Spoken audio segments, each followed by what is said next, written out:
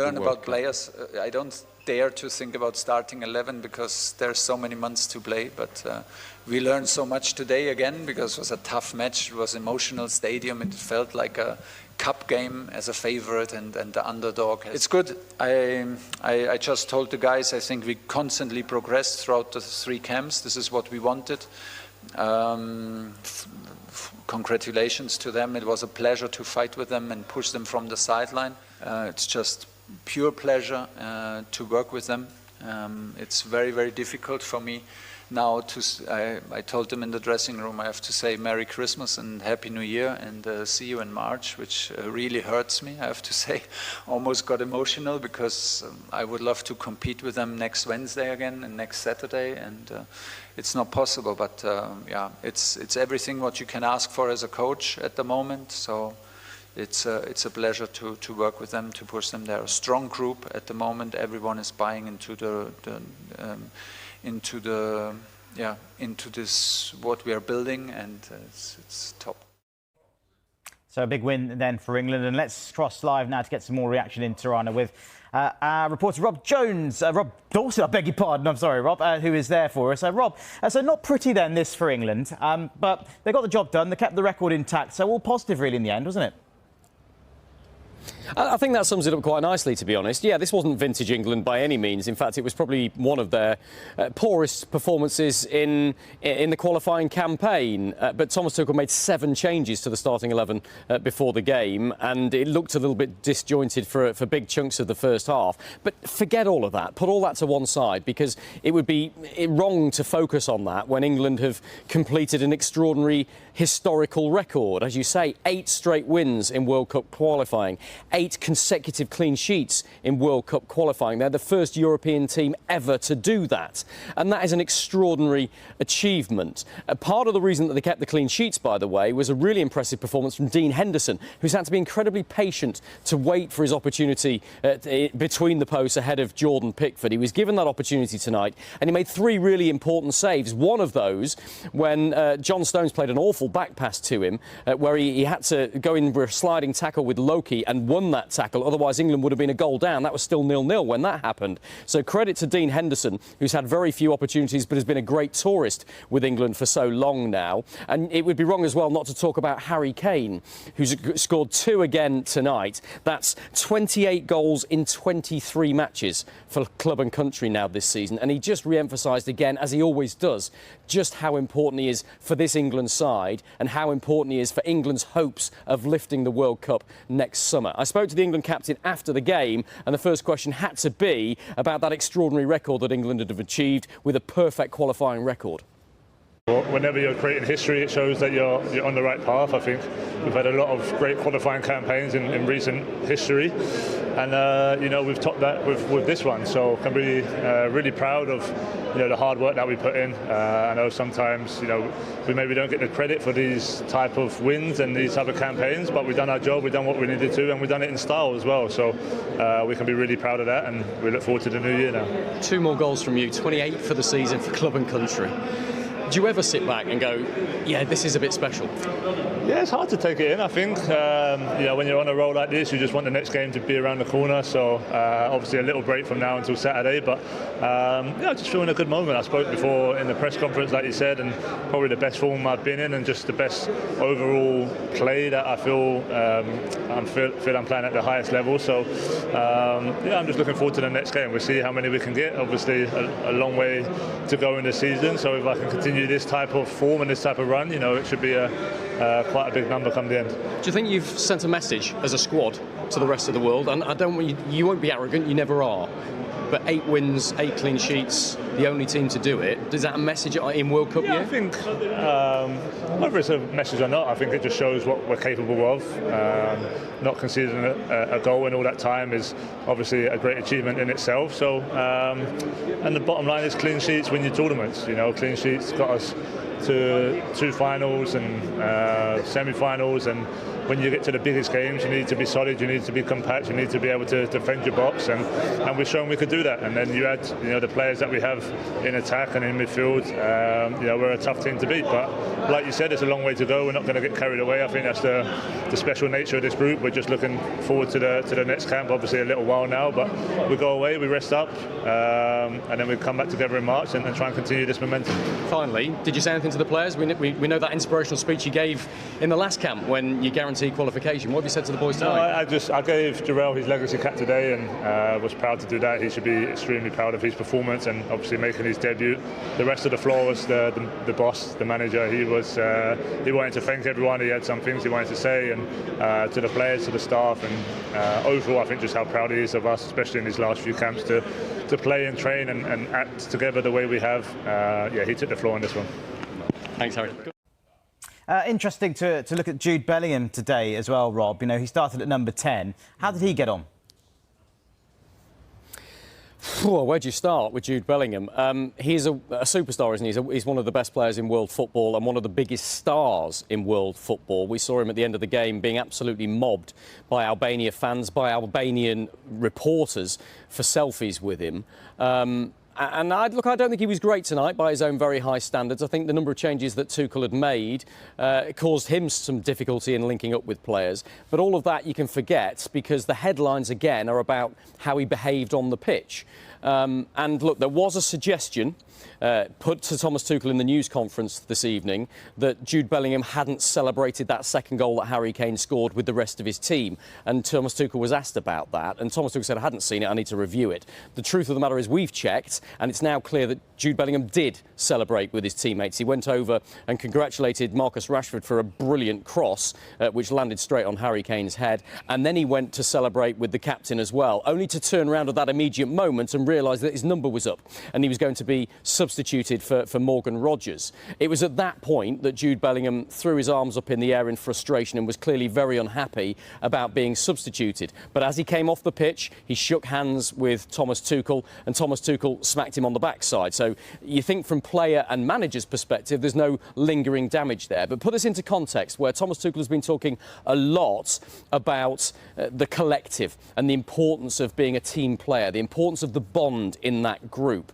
And it will be another question mark for those who are critical of Jude Bellingham to say, is he really that team player? Has he really got the team ethos at heart? I think those who are in support of Jude Bellingham would say, well, hang on a minute. He was just celebrating a goal with his teammates and then turned around to see he was coming off. And he played a role in that goal as well, by the way. If it happened maybe 10 minutes later, in a sort of a lower key moment of the game, maybe he wouldn't have reacted like that. There are differences of opinion about Jude Bellingham. Of course there are. But Thomas Tuchel was asked about the frustration that Bellingham showed when he threw his arms up in the air when he came off. And here's how the England head coach responded.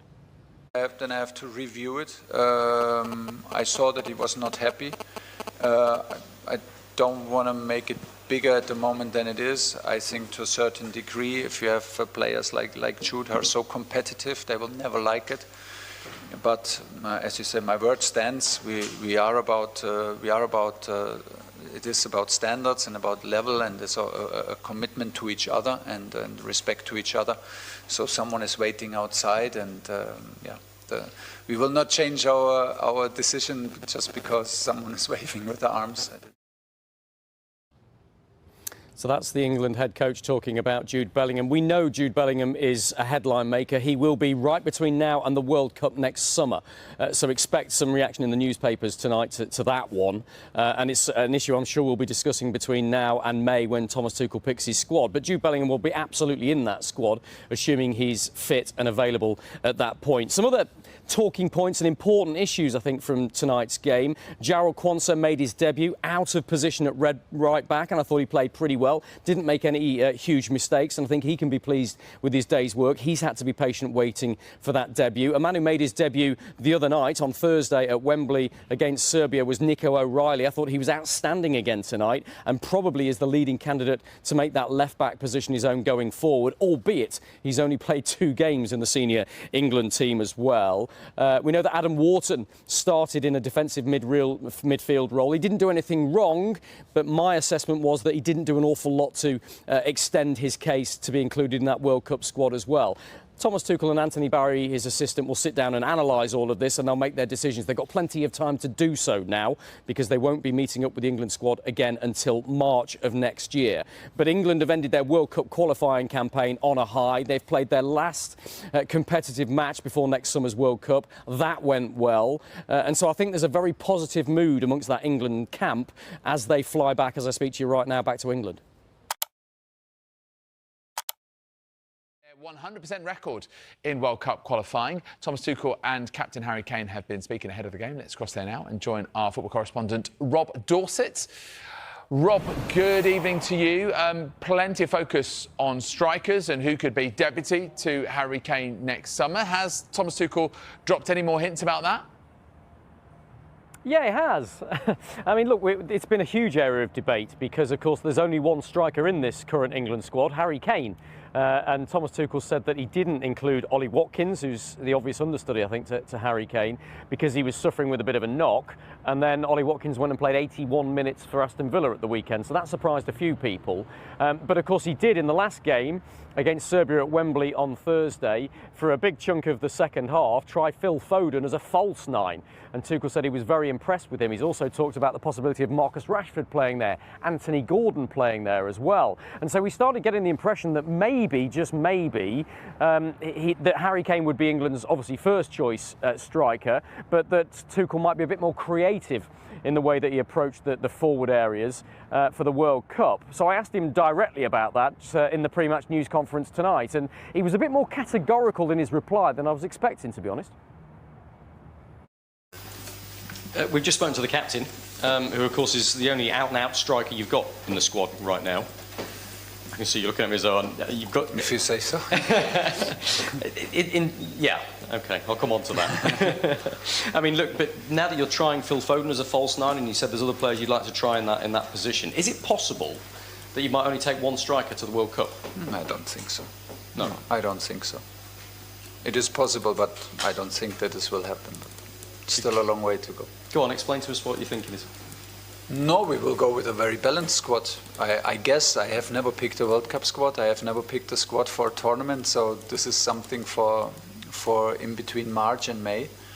But the general idea, I would say, is to pick a balanced squad with all kinds of characters, different characters, and different qualities. But yeah, I cannot rule it out that we go only with one striker, but it's very likely that we have more like classic number nines than just one.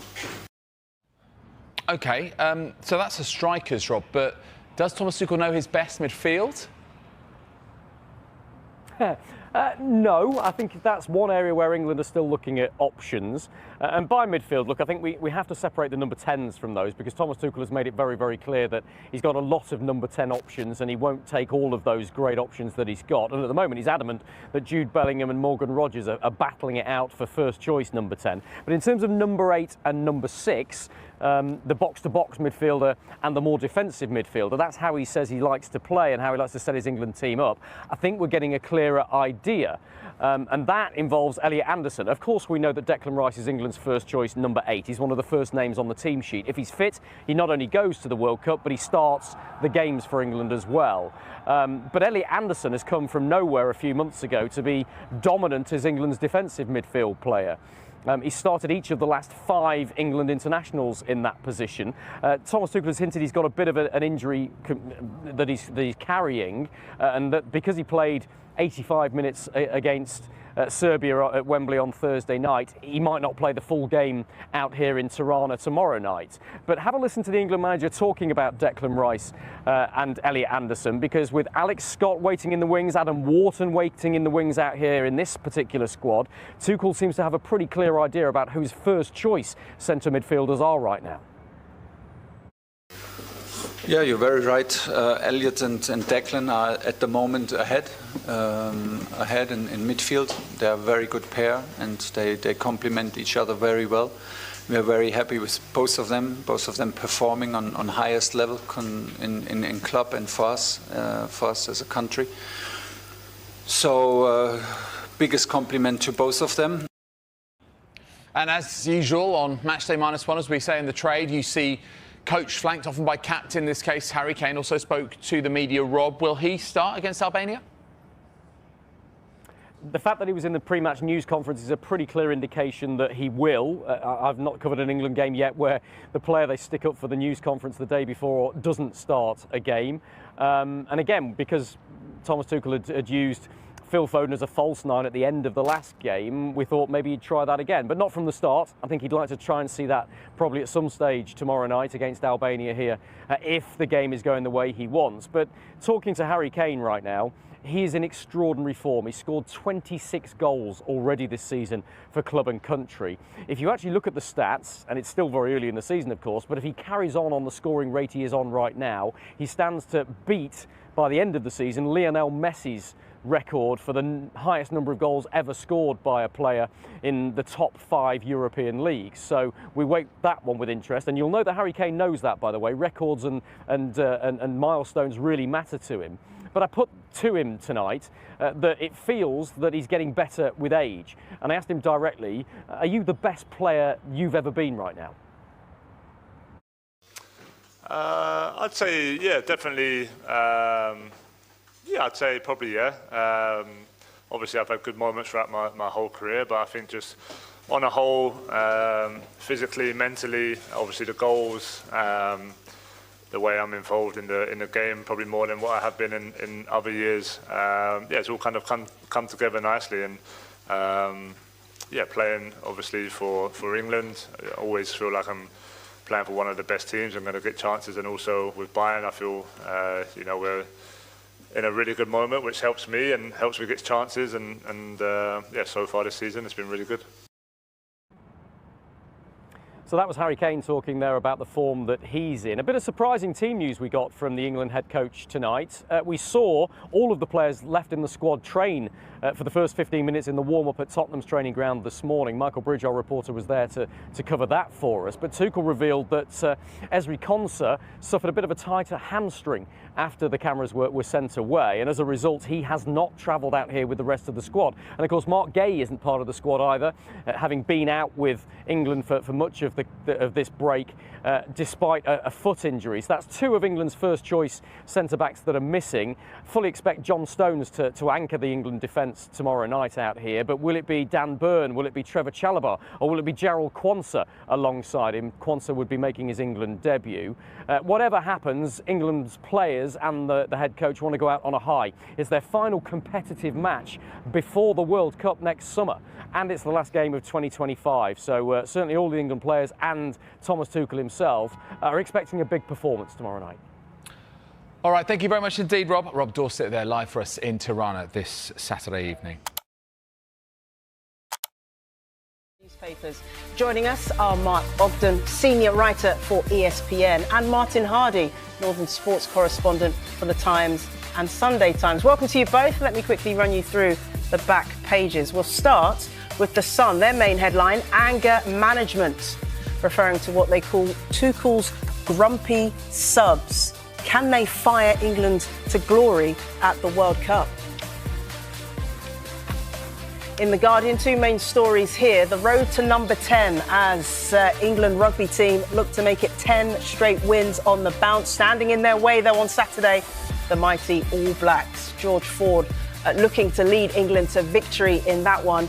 And another headline, you can be angry at me. Thomas Tuchel relying on subs to provide the edge at the World Cup. In The Times, the headline goes with how to win down under ahead of the Ashes. You might remember that iconic picture, Graham Swan and the rest of the team dancing in 2010. I think that's called the sprinkler celebration, wasn't it? And 2 football stories as well. Regulator, medal and I'll quit. And Van Dijk header should have stood. Panel rules. You'll remember the controversy continues to fall out from that one after his header for Liverpool was ruled out against Manchester City. More on England football on the back page of the Mirror. The headline is Tuchel's tune-up for the Cup. Will Thomas Tuchel sing the national anthem at the World Cup? We've had this conversation before, haven't we, when Lee Carsley was in interim charge. More on England in the Star too. Cheerleaders is their headline, along with Eubank. I'll have final slay. Everyone looking ahead to Saturday's rematch with Conor Benn. The Express goes with the rugby as well. Let's noise them up is the headline ahead of that showdown in the Twickenham Stadium. And the Telegraph, how about this? England ready to join greats, as there's more on the Ashes as well. Joe Root and Sir Geoffrey Boycott disagreeing about Bazball. Interesting conversation, that one, I'm sure. OK, Martin, Mark, great to have you with us on Back Pages. Let's start with England football after that professional performance, I think we can say, against Serbia at Wembley. And now the conversation has switched to looking ahead to Albania. The headline here on the back page of The Sun, anger management. Tuchel's grumpy subs can fire glory charge. I suppose what Thomas Tuchel is saying here, that the players might well be angry at him for not being in the starting 11, Mark, but it's how you channel that anger and how you can turn it into a positive for the team. Yeah, and obviously, that was a positive last night. Jude Bellingham in particular came off the bench and had an impact in the game against Serbia. So I think what Tuchel's trying to say is that, yes, be grumpy with me for dropping you, but when you get onto the pitch, make an impact, and that's what's happened. And I think we have to accept that, people like Jude Bellingham, Phil Foden, they are players with big reputations.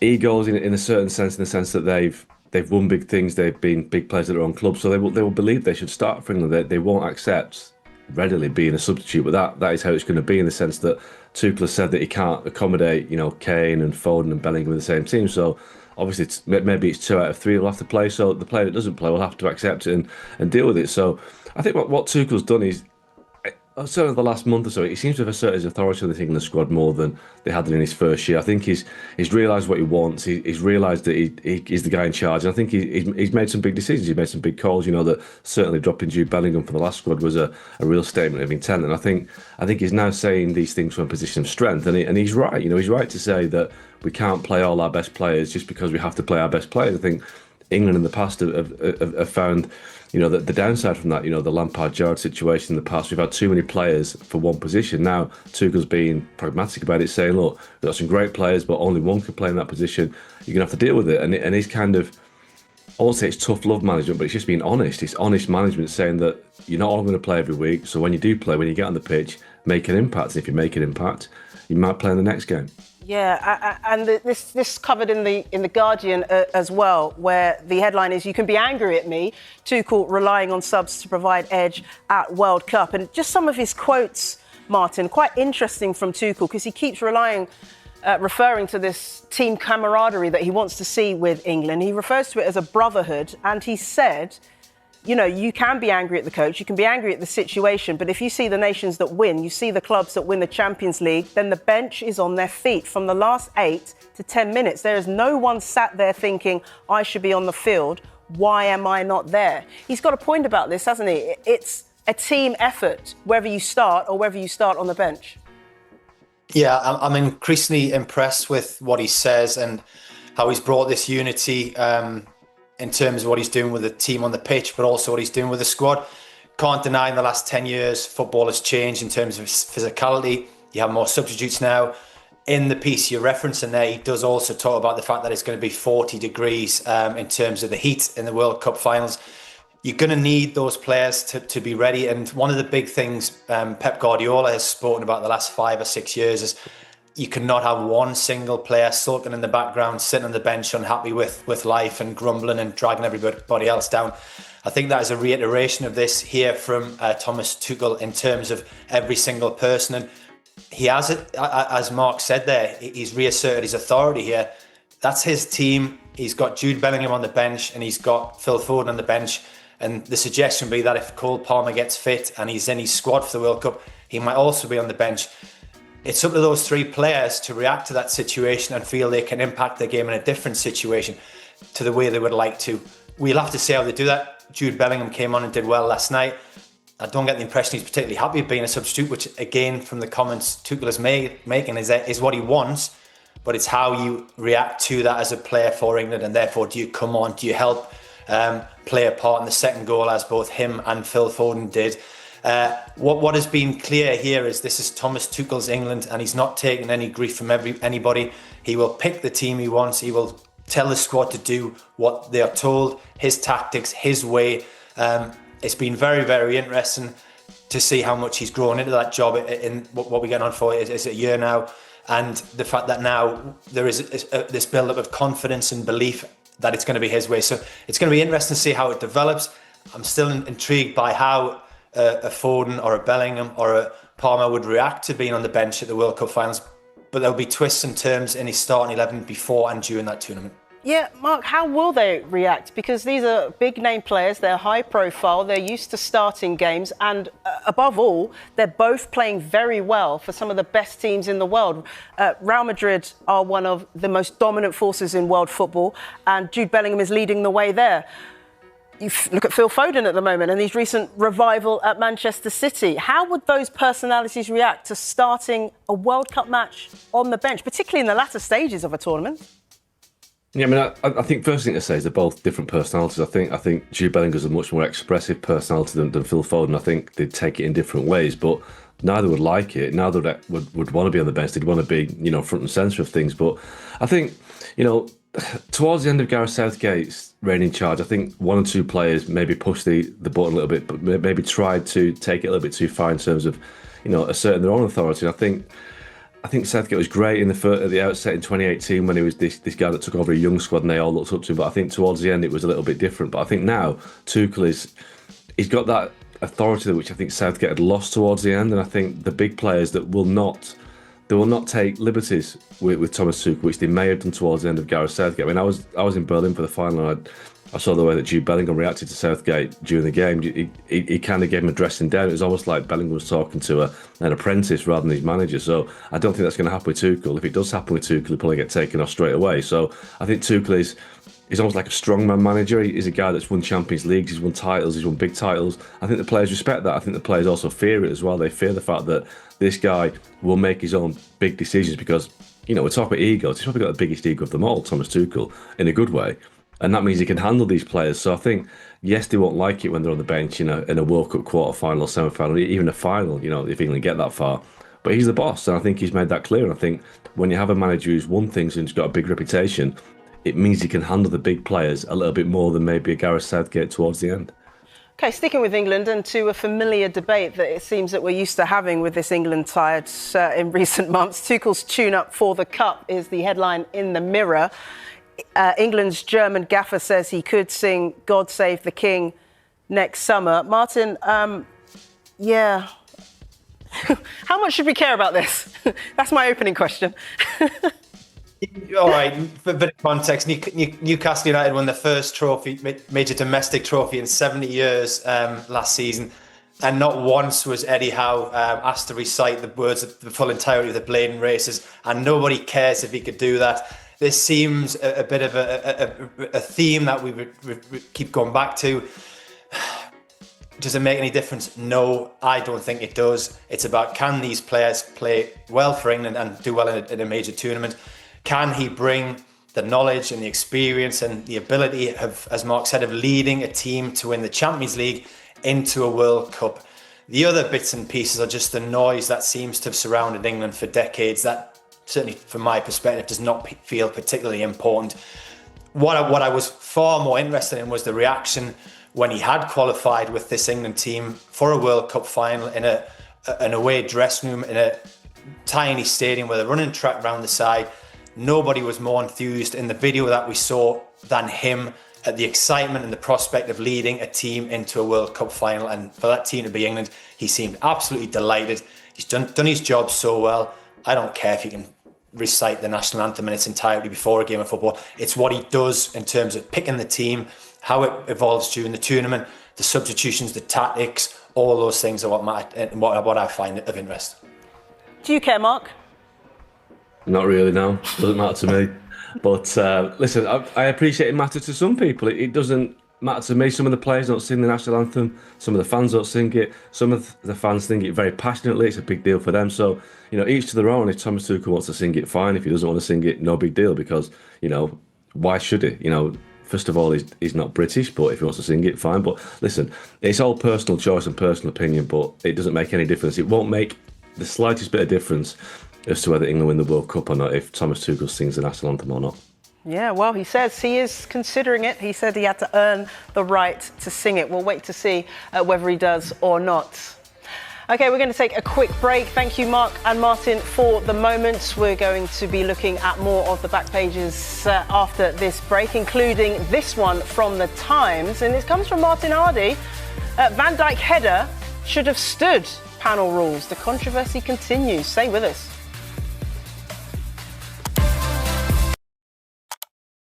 Starting 11, it's about building a team, and that means that sometimes they're all big players in their club. They're all used to play. They're all disappointed. Everyone, this is normal, but they buy into this idea of building a team, and this is what we want, this is what we need. There is no other way around it. Only if we're a strong group who can put the ego behind, who can put the disappointment behind, and then contribute and give the coach a headache. Well, Phil Foden, one of those substitutes that made an impact. He replaced Harry Kane as the number 9. Tuchel says this is a role he'd been planning on playing, Foden, since he took the job 13 months ago. Was excellent from Phil. You know, with Phil, you just see he's full of confidence. I like to have him in the center of the pitch. I like to have him around, surrounded with close connections with other players. And that's maybe his main strength in the moment. And he did well. Maybe to be a accomplice and together with Harry and to share some minutes in decisive matches.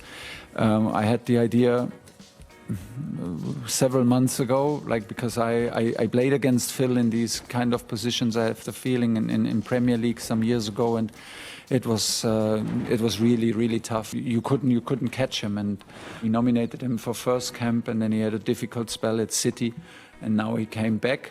For City, he plays actually in a deeper role, almost like as an 8. So let's see where this is all going. But yeah, I wanted to see him close to the opponent's box. I wanted to see him in the middle of the traffic, surrounded with a lot of players. And I think he did excellent. If Phil stays in this shape, in this form, I have no problem. I have some other options in mind that I don't want to discuss in public. Don't forget, we have Ollie Watkins, we have Welbeck, maybe more number 9s, also very different from Harry. So I think we will have options, and it will maybe come down then to who's in shape.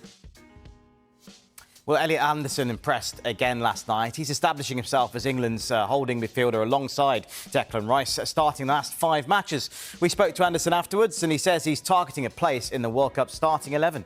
It's a long way away, to be fair, so I'm just focusing on each time I get out there and put the shirt on that I can do well and carry this on.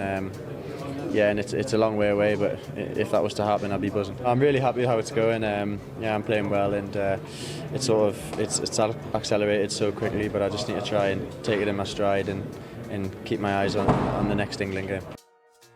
Well, it's been quite a remarkable record then for England in qualifying. 7 games, 7 wins and 7 clean sheets, largely down to this man. Jordan Pickford has been in goal for all of those. In fact, he hasn't conceded in his last 10 England games, dating back to October last year. Yeah, big pride, team collective. I see it time and time again. It's a basis of us as a football team. To have that stability at the back, it's a great trait to have. And there's one more to go yet. Dust ourselves down, get ready for Albania on Sunday, and just to keep winning football matches. But we've got that basis of keeping clean sheets as well, and we can't get bored of doing that, because that puts you in good stead. Thomas Tuchel has been speaking for the first time since Jude Bellingham's recalled to his squad. Our football correspondent Rob Dorset was asking Tuchel the questions, so we can speak to Rob now. Rob, good to see you. Tuchel welcomes back Phil, Foden and Bellingham to the squad. The question now, I guess, is where do they fit in, especially when you've got the likes of Morgan Rogers, who's really impressed in the last round of matches? You won't shout at me, will you, when I'm... Well, that's absolutely right, and that's the big conundrum for the England head coach, isn't it? You're right to say that this is the day when Phil Foden and Jude Bellingham return to full England training for the first time in a long while. They did have a low-intensity training session last night, but today's the first full training session that those two will have been involved in. And it's this day that Thomas Tuchel has chosen to say that all of the big names he's prepared to drop, prepared to leave them out, if he thinks it's for the benefit of the team. Now, Foden hasn't played for England since March. Bellingham hasn't played since June, just before the England head coach said and apologised for saying that his mother was sometimes repulsed by the Real Madrid star. So it's with that backdrop that Thomas Tuchel has said this today. And you have to remember, this has been a conundrum for England managers of the past. Think of the golden generation when they tried to cram in Paul Scholes, Steven Gerrard and Frank Lampard into an England midfield because they were the best players. You had to get them into the starting 11 sometime. Thomas Tuchel has now said categorically he will not do that. He's most subscribed in terms of the number 10 position. We've got Foden, we've got Bellingham, we've got Cole Palmer when he's back to full fitness. We've got Morgan Rogers, who's been flying for England. You've got Morgan Gibbs-White, who's been dropped from this squad. You've got Eberechi Eze, who's playing there for Arsenal. All of them prefer playing number 10. Thomas Tuchel simply says they will not all be in the team at the same time. I don't know. I guess so, but not both on the same position, obviously. So rather than finding for the best players a position to just have them on the field, it's maybe better to put everyone in the best position and have a competition. So at the moment, the competition is between the two of them. They're friends, so it can also be a friendly competition. You don't have to be enemies and you don't have to hate each other. They are respectful, they are friends with each other, and they fight at the moment for the same position. Can they play together? Yes, but in a different structure then maybe, and at the moment is not the moment to change our structure. Right, well, when they were away from home, England beat Serbia 5-0, and they've already secured World Cup qualification. So is there any question then of England perhaps taking their foot off the pedal a bit? Exactly the opposite. The sense I get from around the camp is that the intensity levels, the competition between individuals is only ramping up. You have to remember that these are the final two competitive matches that England will play before the World Cup. And of course, Serbia on tomorrow night and Albania on Sunday night still have something to play for. They're both still trying to make it to second spot in the group and make it to a World Cup playoff. So it will be intense. But there are only 4 matches for England, these 2 and then 2 friendlies in March before Thomas Tuchel has to name his World Cup squad. And so you do get the feeling that intensity is building, even maybe more so than the last round of World Cup qualifiers when qualification wasn't secured for England. It now feels like we're in the run-up, the build-up to that World Cup, and everybody is trying to compete to show Thomas Tuchel what they can do. We'll hear from Ezri Konsa in just a moment. He kind of says, no, I've not sensed that. I don't believe it, between you and me. But we put that to Thomas Tuchel, and he's made it very, very clear that even though England won 5-0 in Belgrade a couple of months ago, he's expecting a tough ride when they come to Wembley tomorrow night. It's always up to us, and I think we did in the last match, and we will try to do it again.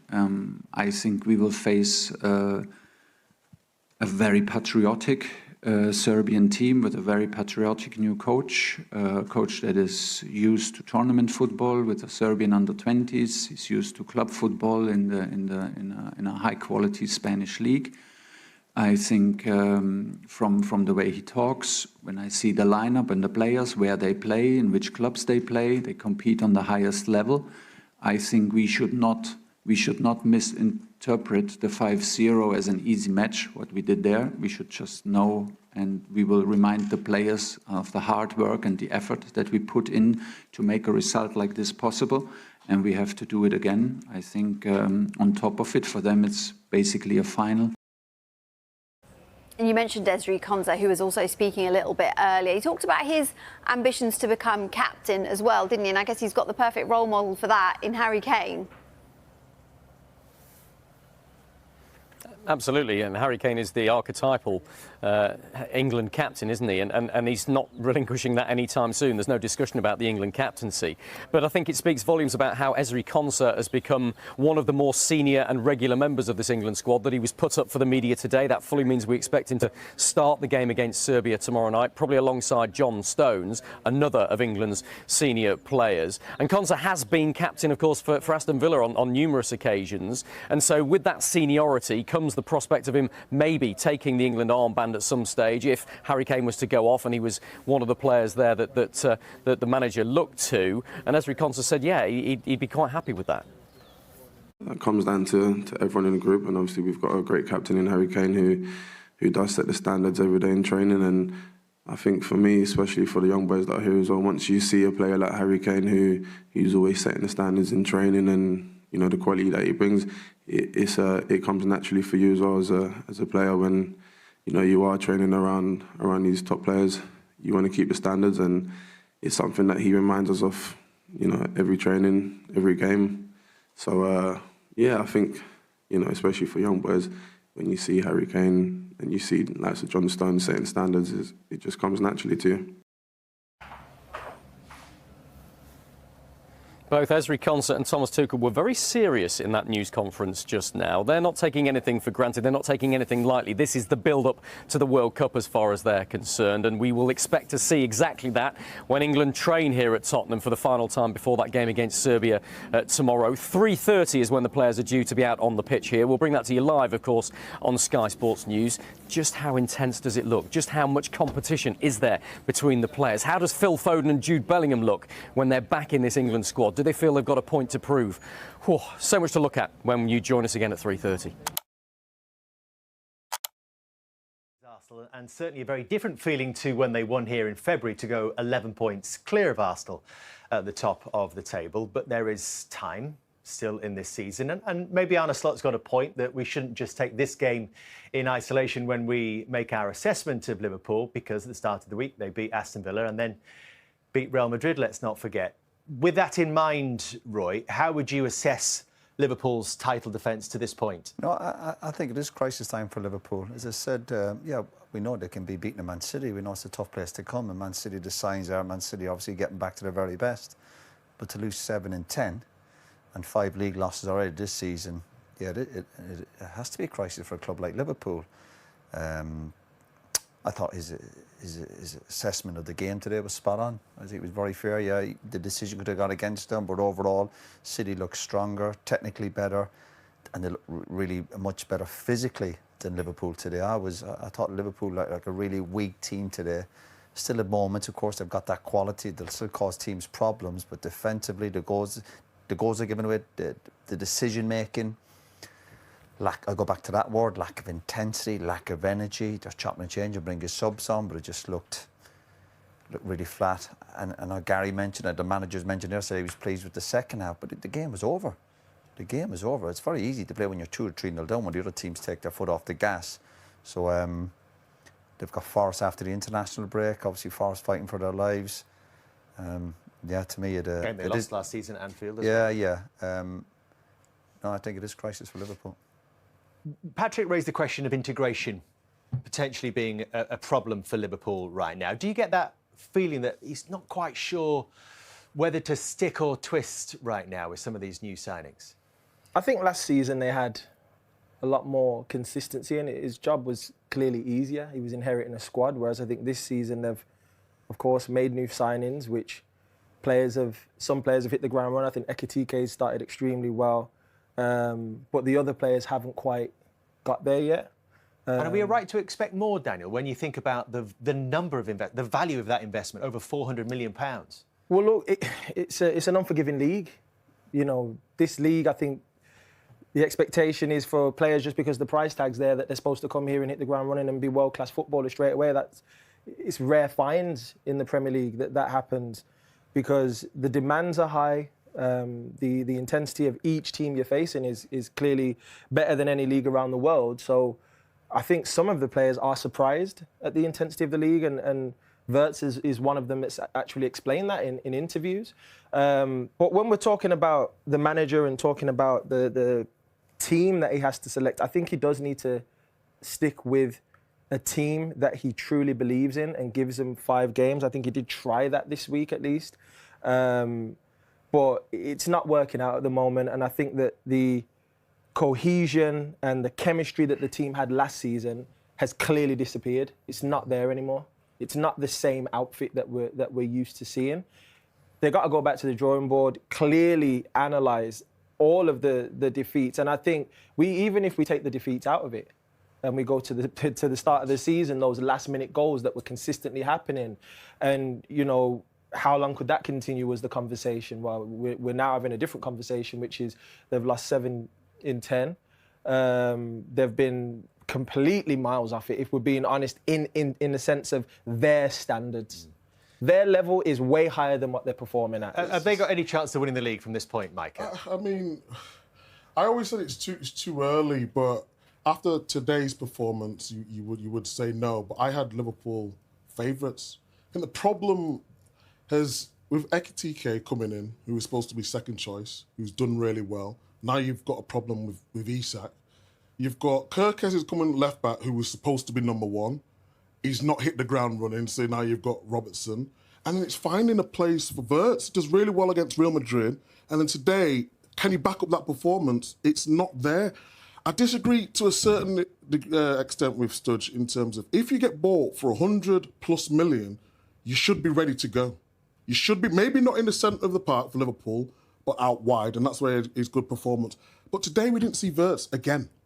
And that becomes a problem for the manager because the players who were supposed to be backups to the number one, they're just... I think the bigger issues are at the back. They're doing better I think the goals they're giving away, I think going forward, not great today, obviously.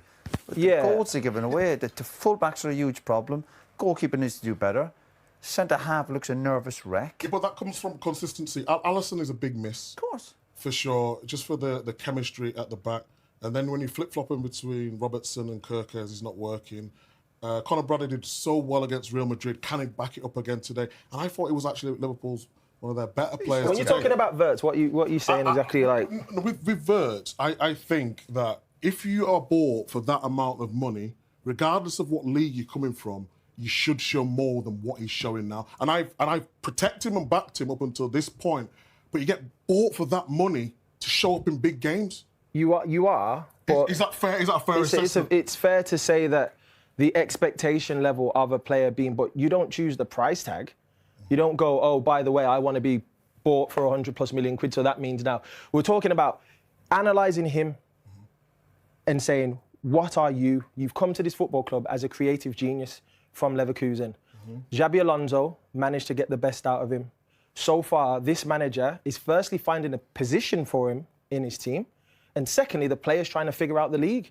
So you've got two different things. He's played number 10 in games. He's played on the left in games. We're clearly seeing that at this very moment in time, he's probably better off on the left. For me, the issue is that he's not shooting often, which is one thing that if you're playing in those higher areas on the football pitch, you have to be able to impact the game. I see a player who's someone who the ball goes through him. He's trying to create certain things, but he's not decisive. He's not, the last game, yes, we could argue he's putting chances forward for his teammates, but we do need to see more from him. There's a good player there. He just has to get up to speed. And he's got the age to develop, hasn't he? Yeah. Let's give the kid a chance, but he is struggling physically with the demands. Their squad right now. Yes, I think they pretty much are content with the squad, and so is Ruben Amorim as well. Now, look, the impression I get is that Amorim would like to strengthen because, of course, you've got Benjamin Sesko, who's got an injury problem that we gave some more detail on yesterday on Sky Sports News. He's expected to be out until after the international break, several weeks, but they're monitoring him. And, of course, they're going to lose Brian Mbeumo and Amad Diallo to the African Cup of Nations in about a month's time as well. So I think Amorim would like to strengthen, but the reality is United are not looking to strengthen in January. They're pretty content, very content, in fact, with the business they did in the summer. And if anything, that they may consider one or two outgoings, depending on who comes in. And the two obvious candidates there are Joshua Zirkzee and Kobbie Mainoo, both of who have had very limited game time this season under Ruben Amorim. And we know that, of course, there's no desire from Manchester United to sell either of those. But if a serious offer came in, I think United would have to consider it. They are not out of the woods when it comes to PSR, but their entire focus, I think, in terms of incomings will be in the summer, when the absolute priority will be a central defensive midfield player, a number 6, if you like. And it's been made pretty clear to me that United aren't really able or planning to spend the big bucks on the sort of players they're interested there in January. They're going to keep their powder dry until the summer. And the names they're interested in are some of the stellar names that a lot of other elite clubs in the Premier League and in Europe are considering right now, with Elliot Anderson, Adam Wharton and Carlos Saliba at Brighton as well. Big money for any of those, and United aren't planning to spend big money in January, as far as I've been told. Talk to us a bit more about these outgoings, Rob, because you mentioned Kobbie Mainoo, of course, a man that would love to be involved in the setup behind you. Where do we think things are with him? And do players think about the impact a move can potentially have on their future in an England squad? Absolutely they do, and it's an extraordinary situation for Kobbie Mainoo. Don't forget, it was only last summer that he was starting a European Championship final for England in the stadium in Berlin, in the Olympic Stadium, and it was an extraordinary moment for him. He was very much part of the England first-choice starting 11 under the back end of Gareth Southgate. And Southgate had looked at a lot of options, hadn't he, in that time? And so I think it's been a shock to Kobbie Mainoo that he's gone from that to really struggling for game time now with Manchester United. But the word that's always come out from Ruben Amorim's lips is that he's still very much part of his plans. He's just working with him a lot behind the scenes personally, I think, to try and get him to understand the manager's philosophy and get him integrated into the squad as he would wish. The thing I think you have to bear in mind is we know that Manchester United are not flush with cash right now. We know that they are, every decision they make on a transfer basis has to be with PSR in mind. And of course, Kobbie Mainoo, as an academy graduate, would represent 100% profit for Manchester United, which makes him a little bit more attractive to sell. Now, it'd be wrong for me to suggest that Manchester United are trying to sell him. They're not. But if a serious offer came in for him in January or in the summer, I think it's something they would have to sit down and consider. And the same of Joshua Zirkzee. We've put a story out this morning saying that Everton are interested in the centre-forward potentially from Manchester United. Had very little game time under Ruben Amorim. And we know that Everton are interested in Ivan Toney, who I think we're going to go on to discuss in a few moments as well. So Everton very much in the market for a striker this January if they could possibly get one in. Zirkzee is one of them who is on that list. But again, from United's point of view, with Diallo and Mbeumo, and Sesko injured and the other two going to the African Cup of Nations, they don't want to leave themselves high and dry by allowing any players to leave in January that they may need for the rest of the season. So I think it's quite a complicated transfer situation for Manchester United right now, and there's a lot of moving parts. What I'm talking to you about now could well change by the time we get to January, depending on the form and injury of players elsewhere. Their way into the team and whether they need to make a move in January to help their case. Starting with the 19-year-old Miles Lewis-Skelly at Arsenal. You were a youngster at Arsenal back in the day. He's now been left out, according to Thomas Tuchel, because of a lack of game time. So Tuchel's saying, look, you've got to play more to put yourself in the picture. The argument from the Arsenal fans will be, well, hold on, he's 19. He doesn't need to be playing every single second of every match. No, of course, but if you want to play, for the national side, you need to be playing in the Premier League side, right? These players are performing, need to be in there. We're not, if Miles Lewis-Skelly was the only left-back that we had, then, obviously you'd still pick him. But when you've got players like Jed Spence, O'Reilly, other players in there who are staking their claim, Miles Lewis-Skelly needs to be playing. I think he's a brilliant footballer. There's a lot of brilliant footballers. I mean, how brilliant does he have to be then to get into the Tuchel squad as an option at left back when you've got Nico O'Reilly starting? Yeah, well, he's got to be in front of. For the first thing he needs to concentrate on is get in front of Calafiori. Yeah. Because he was in front of Calafiori last season. Calafiori's come back this season, performing well, and Arteta's picking him in front of him. Why that is? Maybe he looks at Miles Lewis-Skelly. He's young. He's got a mistake in him. He can, maybe get done positionally. He likes to drift into midfield, and sometimes his discipline might let him down, but. In terms of him as a future star, Miles Lewis-Skelly is going to be an England international. Well, hold on. Nico O'Reilly's a matter of months older than Miles Lewis-Skelly. Nico O'Reilly's 20 years old. Yeah, but he's starting. He's playing for Manchester City and he's performing well. But then does that not counter what the Arsenal fans are saying? That it doesn't matter. I mean, 19, you're a man in football, aren't you? A man? I mean, you're not a man. You're still he's 19. But he could be starting every game if O'Reilly's doing it. He could be starting every game. On their tail. Yeah, but Calafiori's a really good player as well, and they've got options. And at this moment in time, Miles Lewis-Skelly has found himself out of the side. So he needs to fight his way back into it. And once he gets himself back in the Arsenal team, then Thomas Tuchel, will look at him again. But he's stuck between a rock and a hard place, isn't he? Because, so if he's not going to leave Arsenal, is he? I mean, or is he? Would you, Miles Lewis-Skelly, would you knock on the door and say, look, I need to go and play every week if I want to get to the World Cup? Because he's the number 2.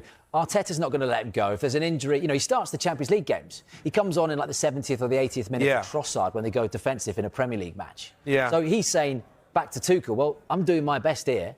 Yeah. They're not going to let me go on loan. So what's the deal? Well, look, it's a great argument because Miles Lewis-Skelly, if he genuinely believes that he wants to get in that World Cup squad and he needs to play football, then he would go and ask Arteta and say, look, I want to go on loan in January. I need to go on loan, go to another Premier League side. I want to play every week, stake my claim and get myself on the plane. But that's him, personal. Arsenal, there's no way they're going to allow that to happen.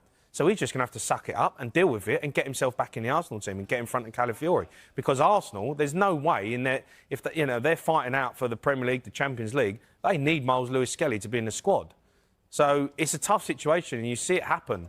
And, on a personal level, as a young footballer, you want to play every week. You want to get yourself in the England side.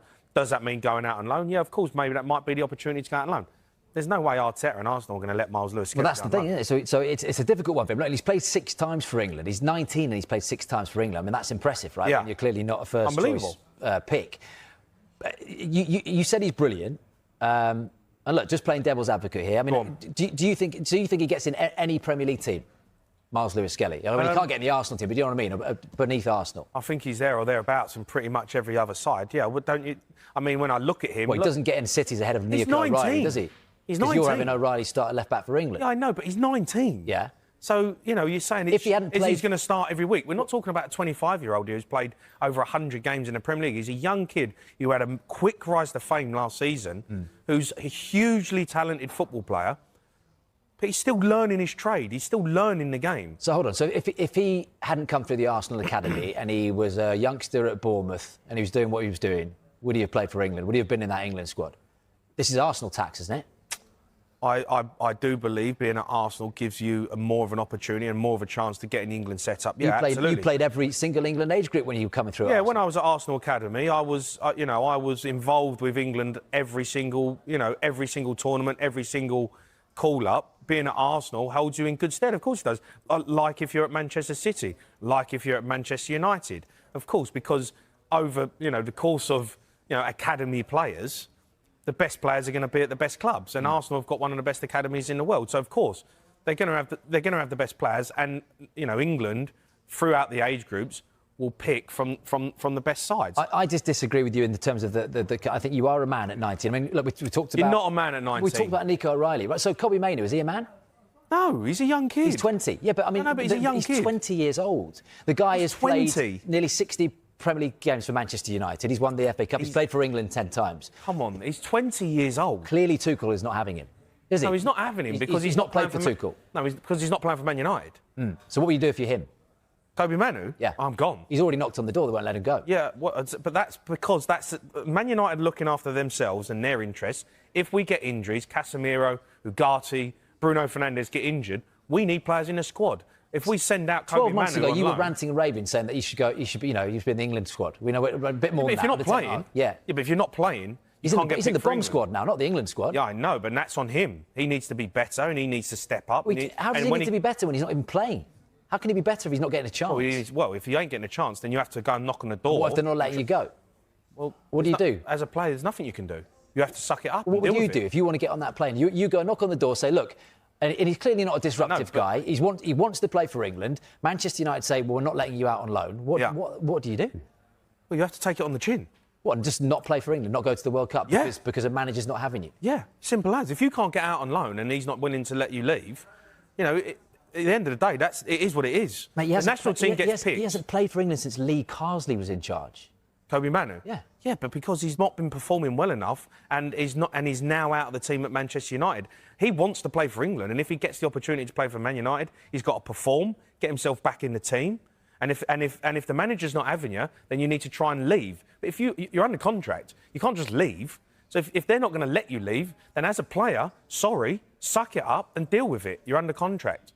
And that Man United are not there as a charity for Kobbie Mainoo to get himself in the England squad. Man United are there to win. You don't think he's been unfairly treated? What we've seen of Kobbie Mainoo. I mean, look what he did in that FA Cup final against Manchester United. Unfairly treated? Well, I mean, we don't know what's going on behind the snes, but the guy clearly is talented. He's not getting a sniff. Is he, under Amorim? He's not having him. And Amorim's had his people that he's not having, and most of them have gone. You don't rate him. Garnacho, Rashford, they're out the door.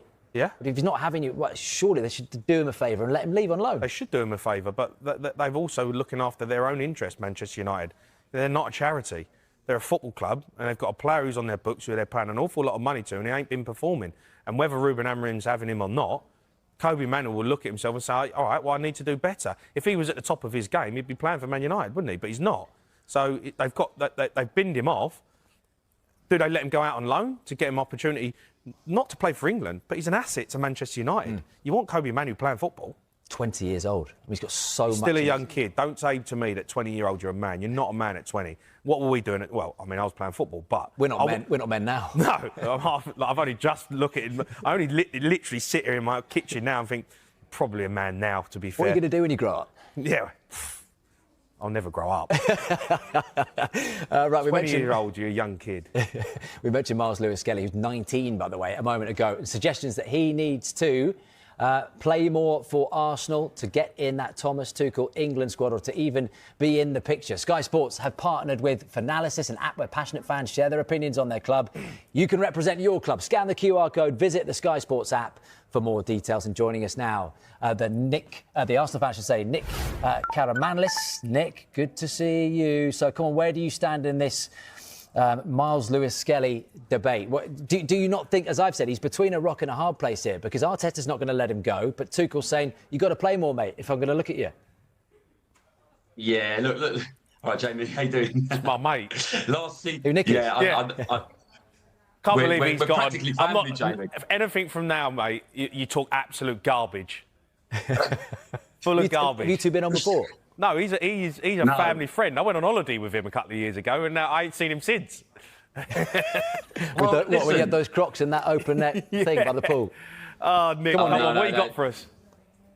Well, listen, Miles Lewis-Skelly, look, we all know the talent. Last season, he was one of our standouts, wasn't he? A confidence he brings at such a young age, and he's so physical as well at that age as well. He wins us so many fouls.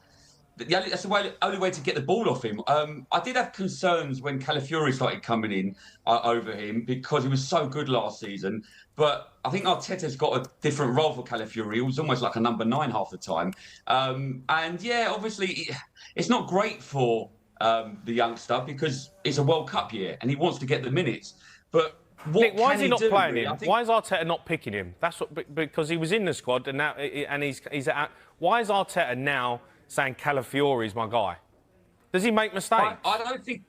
Well, I don't think it's a lack of. I don't think the lack of playing time is a reflection of his talent. I don't think it's that. First of all, it kind of shows our depth in our squad as well. I mean, look.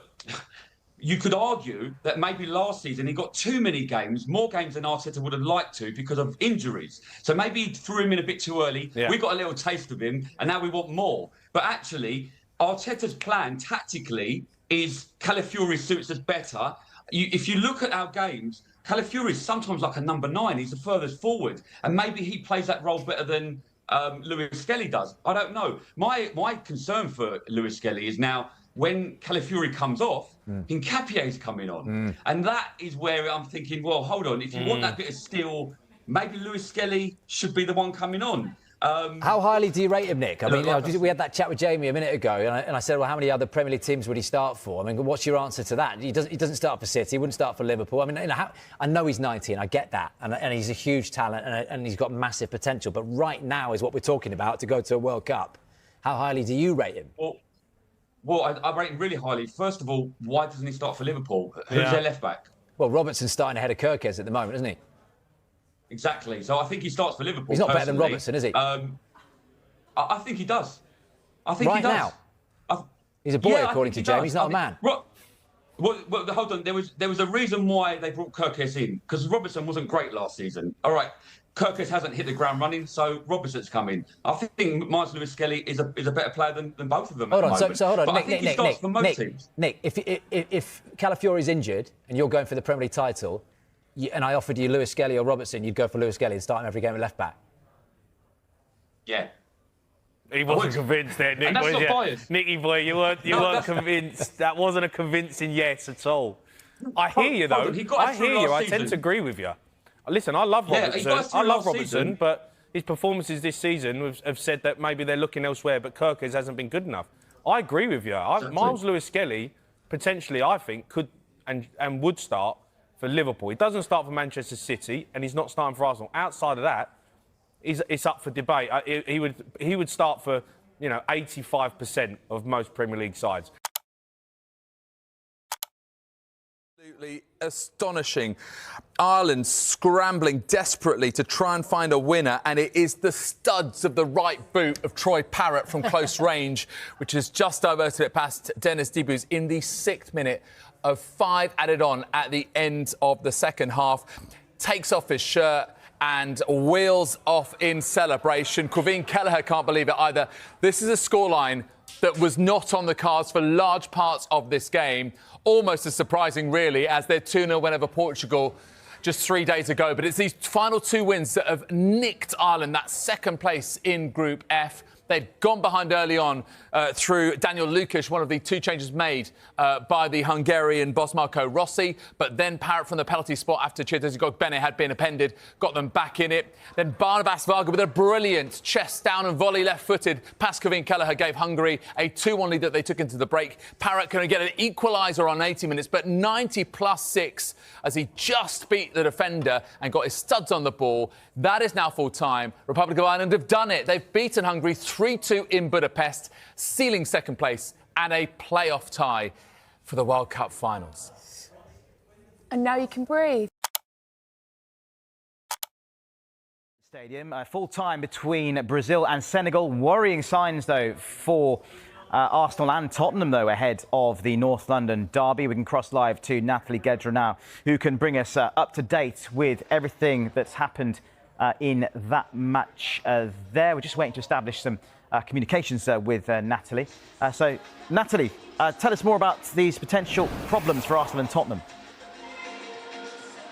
Yeah, let's start with the worrying news for Arsenal and for Tottenham, for Arsenal especially, because after the hour mark here at the Emirates, Gabriel Magalhães, he felt a muscular injury. It looked like his groin, so he had to be subbed. As soon as he felt something, he already signed to the bench to get subbed, and he went straight to the dressing room. So we don't have any more updates, more details on his injury, but it didn't look good. He was limping, so he left the pitch limping, and we'll wait for more updates from the Brazilian camp. What we do know is that yesterday, when Brazil was doing their final session here at the Emirates before the game, Gabriel, he did his warm-up separately from the rest of the group because they were trying to manage his load, because he's been playing for a lot of minutes this season. So we'll wait for more updates on Gabriel, but it doesn't look good. It looks like a muscular injury, and we'll bring updates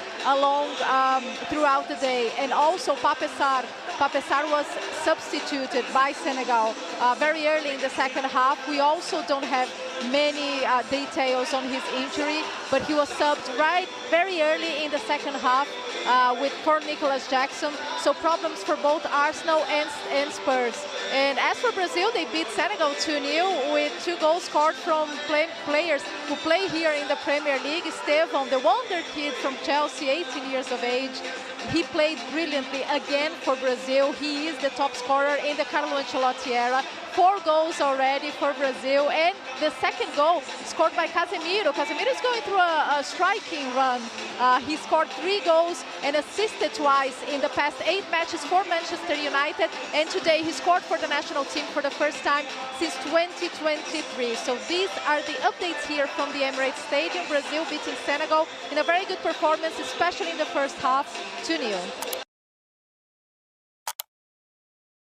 24 hours after playfully promising to be a good boy, Cristiano Ronaldo wasn't really. He was sent off for Portugal in their shock 2-0 defeat against the Republic of Ireland. It's the first red card of his international career, believe it or not, while it gives Ireland's World Cup chances a huge boost. Massive night for them. We're going to get onto Ireland in a minute, but once again, Ronaldo grabs the headlines for the wrong reasons this time. Roberto Martinez pretty much gave him a pass. We just heard what Martinez said there, and let's get into this a little bit, because if you get sent off, regardless of who you are, whether you're the captain, whether you're Cristiano Ronaldo, 60-odd minutes gone, it was a clear elbow that kind of killed off the chances of Portugal getting back in the game. They might have been able to draw the game, which would have been a significant result for them.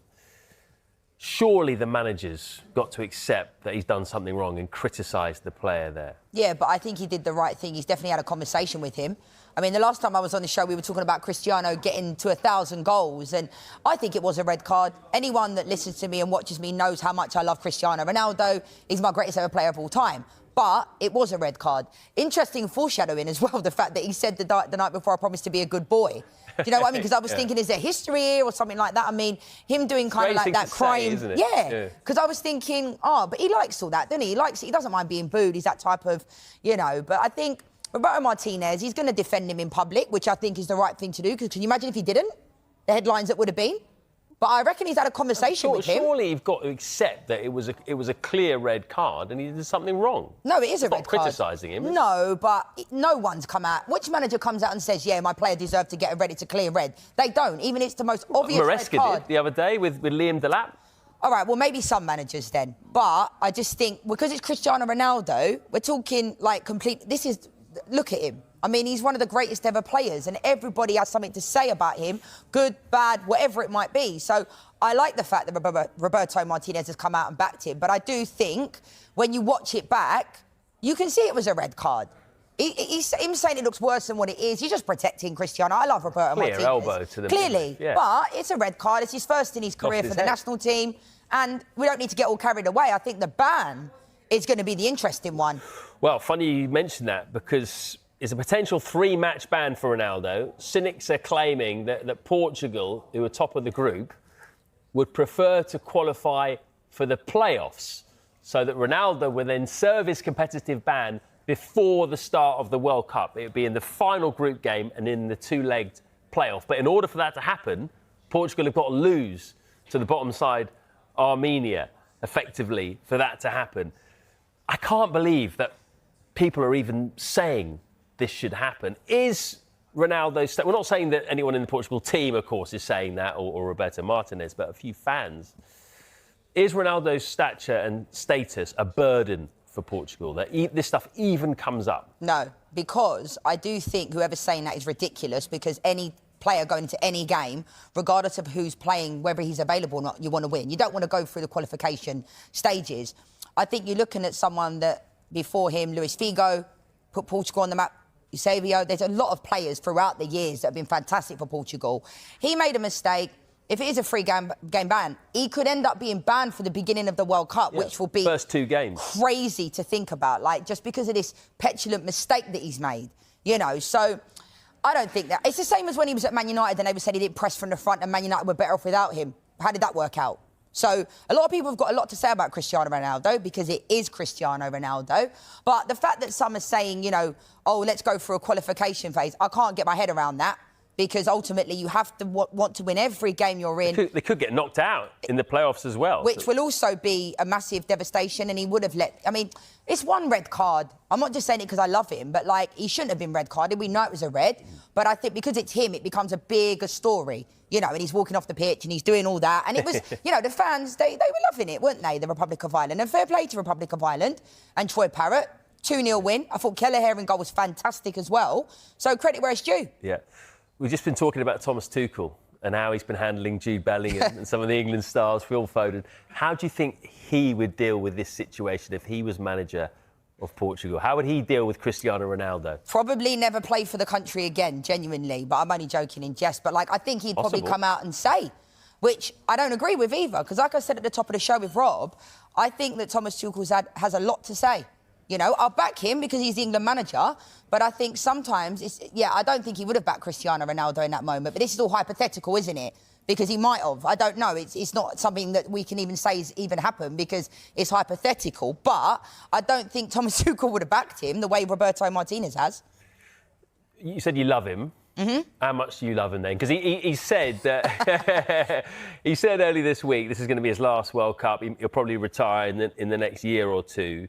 So where is he for you in the conversation of greatest players of all time? Where would you put him? Top, because that's my opinion. Number one? Number one. And I say this all the time. People can say Messi, people can say Pele, people can say Maradona. I think it's difficult to compare yesteryears to now, greatest ever players. Maybe because he was at Man United, that's why I feel that way.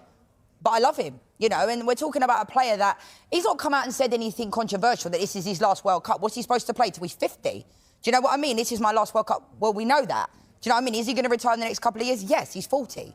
So, but at the same time, look at the way he looks after himself. There's a reason why he's able to continue to be at this level, Matt, because he looks after himself, his recovery, his gym sessions, everything that he does is to be at his best. And there's a reason why he's continuing to play at the top. And he's done it every league he's gone in, whether it be Italy with Juventus, Manchester United, Real Madrid. Yeah. You know, so I like Messi, but Messi's gone to Barcelona, you know, then he went to PSG, now he's at Inter Miami. He's not done what Cristiano's done when it comes to club. World Cup, no doubt, Lionel Messi, all day long, fantastic player. That's not, you don't have to like one or the other. I think we just have to enjoy and be blessed that we live in an era that these two players have been fighting it out with the Ballon d'Or for years and years, because as we've seen in recent years, it's debatable who wins the Ballon d'Or. Dembele wins it, Rodri wins it. Do you know what I mean? Whereas these two giants of football, I just feel blessed that in my lifetime I've been able to see players like this go head to head, because I don't think we'll see it again for a long, long time. We are lucky. It's going to be a sad day when one of those retires, isn't it? It's going to be a really sad day because suddenly you realise, oh, we're not going to see him ever again play football. You know, you said that Sarah was Wirtz's agent. You're not Ronaldo's agent, are you? No, I love him. If you were, you probably wouldn't be here because you'd be doing very, very well. Yeah, I would. Yeah. I'd still be here, though. I don't get carried away. Oh, OK, good. You're down to earth. Woman of the people. We should touch on Republic of Ireland. You did a little bit there. But, I mean, this is a major result for them, major shock. Portugal are a top side.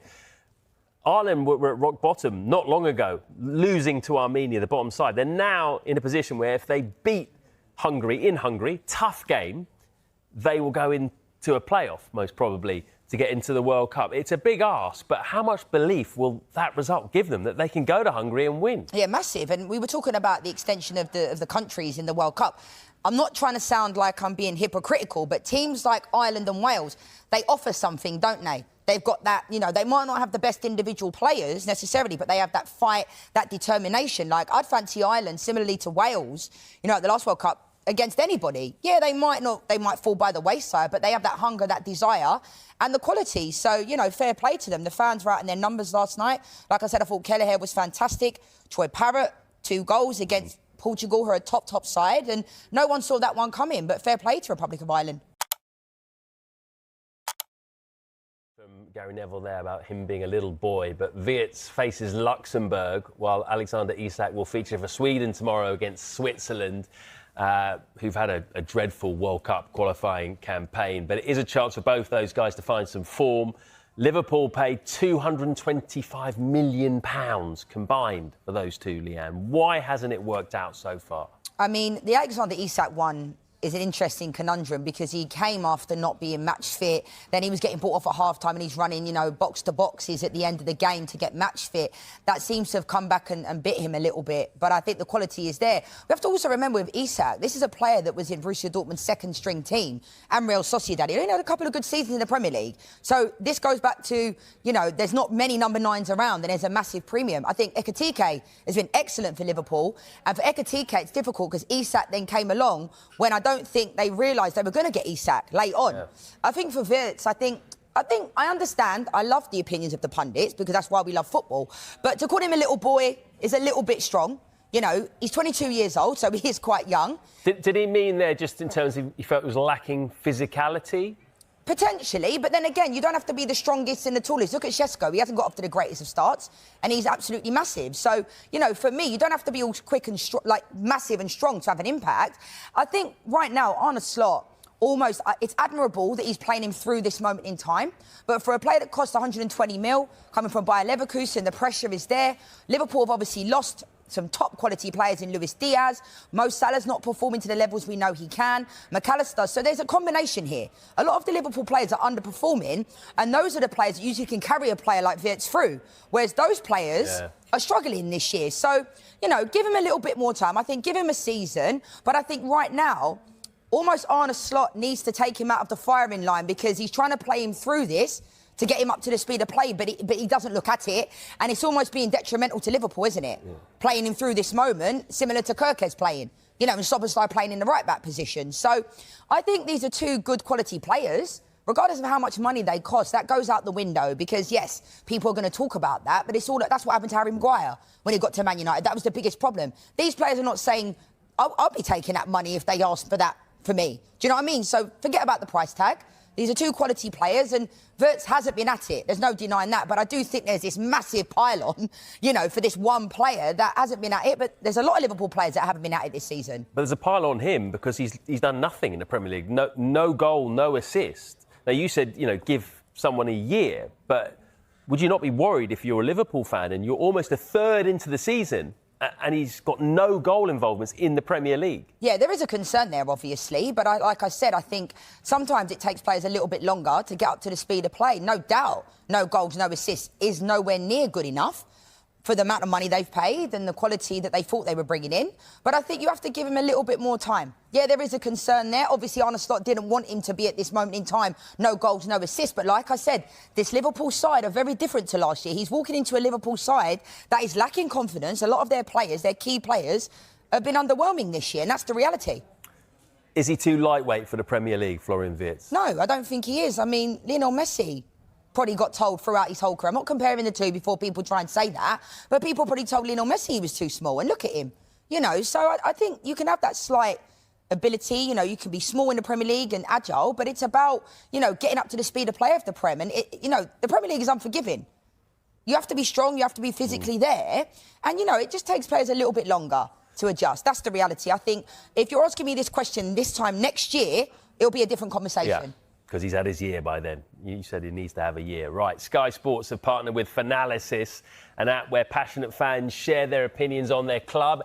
If you want to represent your club, scan the QR code here and visit the Sky Sports app as another option for more details. We can speak, I'm delighted to say, to Liverpool fan Sarah Luca now. Morning, Sarah. Now, you were nodding along with a lot of what Leanne was saying there, and he's got a game against Luxembourg coming up. Have you ever been more interested in a Luxembourg fixture before? Never. Probably like Ekitike and Subside last night. He probably will play well tonight, but I will definitely be watching with interest. I don't think you need me. I absolutely concur. Leanne is saying exactly what I'm about to say. I'll add a bit of flavour, I promise. Oh, you're too kind. No, we want you here. Even though I'm Man United and you're Liverpool, we can all be friends in this conversation. We definitely need you here. We need a bit of fan input this hour. What I want to ask you, though, is that it seems that with Wirtz coming in and the style of play has changed a bit, hasn't it, in the Premier League this season? All of a sudden, people are going a lot more direct. Set plays are right to the fore.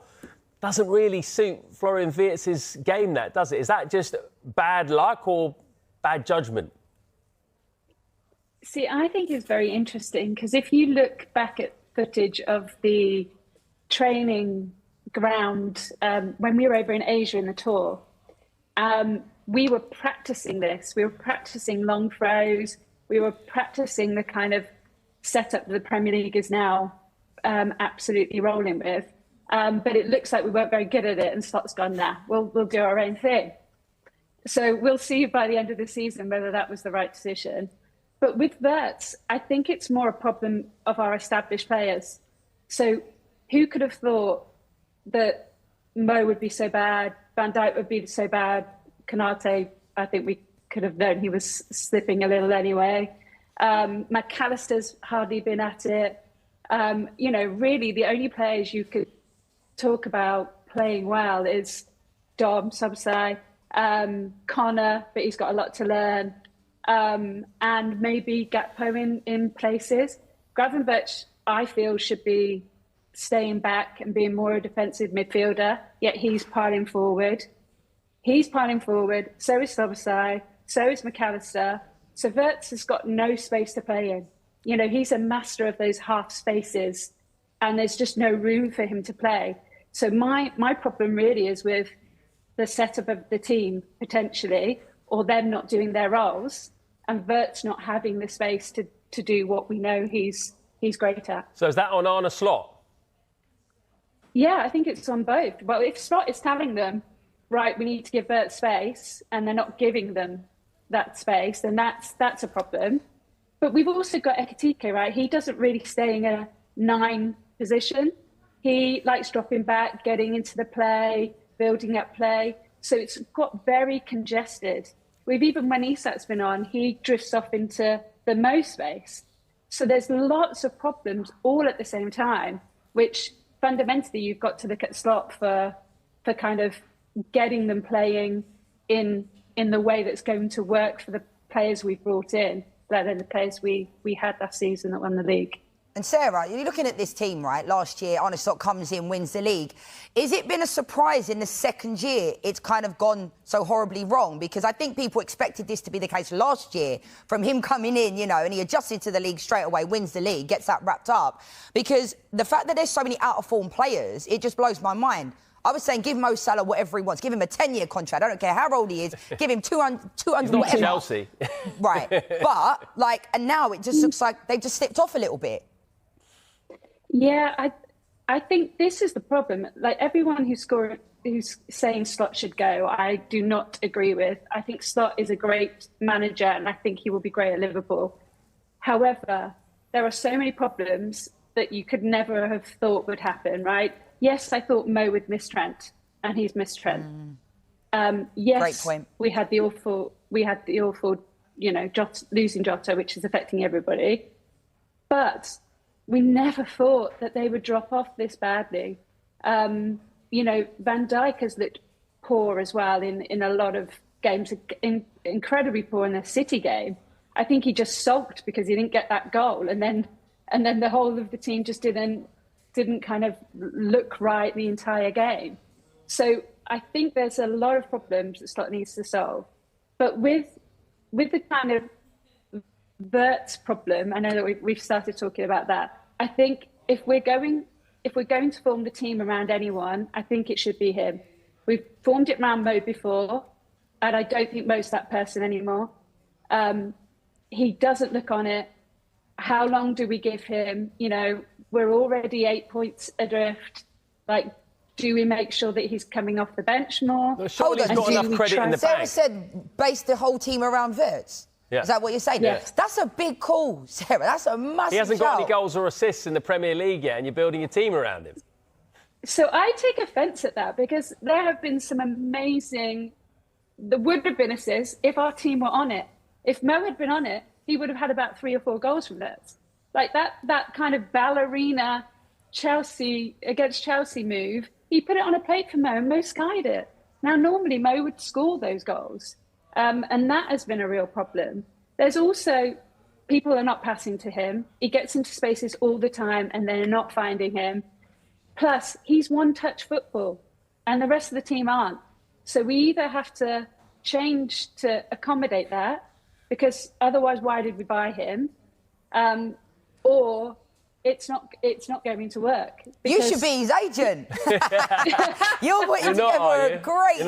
I'm free. A great case. I tell you what, I want to get on to something that happened over the summer, because Mo Salah caused a bit of a stir, didn't he, on social media? He almost sent it into meltdown when he took exception to a Liverpool fan account claiming that Wirtz and Isak replacing Luis Diaz and Darwin Núñez was the biggest upgrade in football history. There you go. Remember that one? Anfield edition. Name a bigger upgrade in footballing history. Well, that's kind of come back to bite them a little bit, hasn't it? Would you swap them back right now? Would I swap them back? No. I never wanted Diaz to go, but we all know that he wasn't happy and wanted more first-team football, and probably thought, I'm going to go down the pecking order. But don't we wish we kept him now? Like, he has real... The thing we're really missing from both those players is the press. So Diaz and Núñez would press all match long. And now we've basically got Dom doing it. Like, literally no one else is doing it. It's very light press, and people are getting through us. And also, obviously, you've got the goals from Diaz. You've got the change-up of bringing Núñez on and having some aerial threats. We're watching this goal that he scored for Bayern just a couple of days ago, actually. Did you see that one? When he scored it basically from the goal line. It was extraordinary how he fit it into the net. It seems like Diaz, he's almost taken his game to another level. Watching that, you must think, we really could have done with him this season. Yeah, I was gutted when he left. He was on my shirt last season, so I did some content around if I put a player on my shirt, we're doomed. And Mo is on my shirt this season. So it's all my fault. I'm going to burn the Mo shirt and then hopefully he'll find... I'll do it live on Don't TikTok. you think, though, that there Do it on our show, please. But don't you think there was Safely.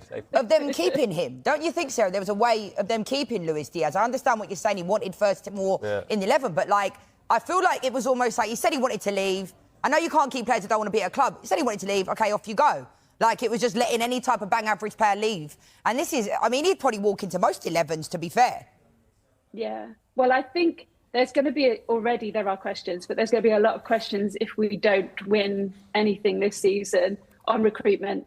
So obviously, if it's true what I hear, that Slot has less power on sign-off on players than Klopp did, if Slot said this is how I want to play, the recruitment team have gone off and got these players, and Slot then can't get them working on the pitch, who is at fault there? It's probably a bit of both, right? We've all said that we've got recruitment incredibly right in the past, but it feels like the team has got to fundamentally change how they play, and they're not doing it. And if you think about, just back to the question before, last season, yes, we all thought, oh my God, we're doomed, Klopp's gone, we're going to be like Man United. Sorry. I liked you till that point. but that is now happening this season, and it's because I think Slot only spent time with the players to get the best out of them last season. I don't think he instilled his full philosophy and how he wanted them to play, and now he's doing that, but with a different makeup of players, and they're not adapting. That's how I feel it's happening. Because if you take Kirkes, right, he is doing those overlap runs, but Cody has got one play in his locker. He comes inside. He never looks at Kirkes. He never plays that that ball for the overlap. So we're actually not feeding Ekitike and Isak when they're on, or Mo if Mo then drifts in. So there are loads of problems with kind of the new and the old coming together, which Slot needs to figure out quickly.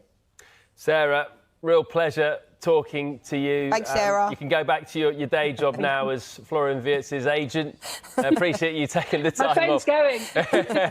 No, but honestly, I really appreciate your call and do hope he picks it up anyway. Hopefully he'll get some goals tonight. You never know. He will. That you will retire soon. How soon is soon? Well, the soon for me, means in 10 years. In 10 years. So the people realize that when I say soon, it's in 6 months, 1 year. No, I'm joking. When I mean soon, it's I'm gonna back in the days and tell you, I'm really enjoying the moment right now. As you know, in the football, when you reach some age, you count the months very quick. So the moment is good. As I tell you before, I feel very good in this moment. I score goals. I still feel quick and sharp. I'm enjoying my game in the national team and Al Nassr. But of course, let's be honest. When I mean soon, it's probably 1-2 years. I'll still be at the game. So you expect this World Cup to be your last, do you? Definitely yes, because I will be 41 years old, and I think will be the moment, and in the big competition, that's I don't know yet. As I told you before, I'm enjoying the moment, but when I mean soon, it's really soon, because I give everything for football. I'm in the game for the last 25 years. I did everything. I have many records in the different scenarios in the clubs and also in the national teams. I'm really proud. So let's enjoy the moment, live the moment.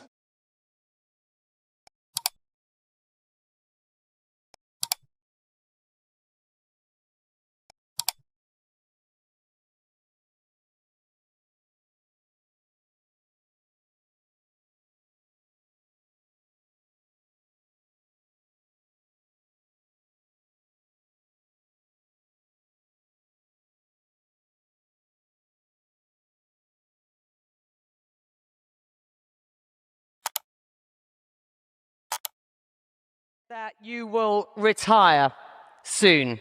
How soon is soon? Well, the soon for me, I mean, in 10 years. In 10 years. So the people,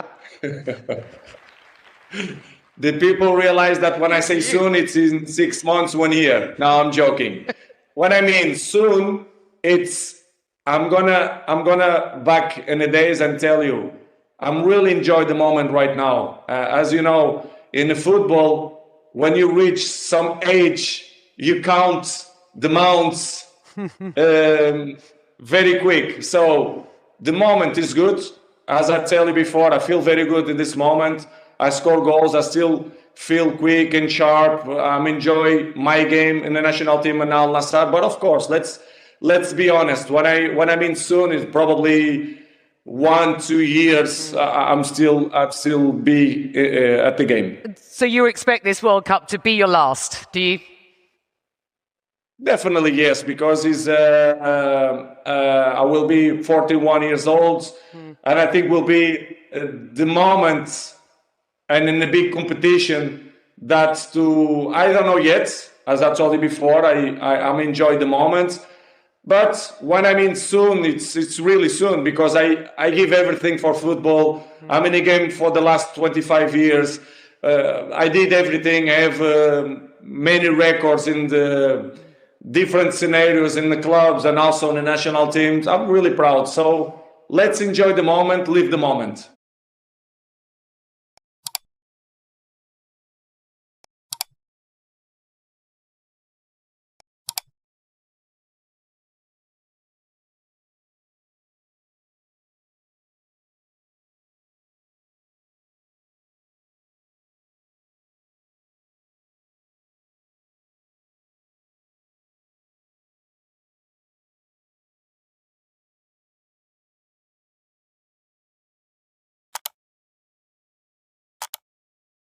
Liverpool 3-0. They've beaten them, Gary, thoroughly. Yes, emphatic. A really good day for Manchester City. And look, before the game, I don't think there was anybody that was walking into this stadium with any great knowledge of what the score was going to be. I think just seen Michael Richards after the game saying that he was intrigued before the game. I think I was something similar. I actually thought and said that I fancied Liverpool just to sort of nick it. I thought they'd have too much for City up front. I thought that Liverpool's centre-backs would handle Haaland. But it was a really bad day for Liverpool. We'll come on to that shortly. I think the first thing to start on today is Pep Guardiola's 1,000th game. I think I scored in Sir Alex Ferguson's 1,000th game at Manchester United. You did, Champions League game, Lyon. Yeah, I Yes. scored. That's an incredible achievement, eh?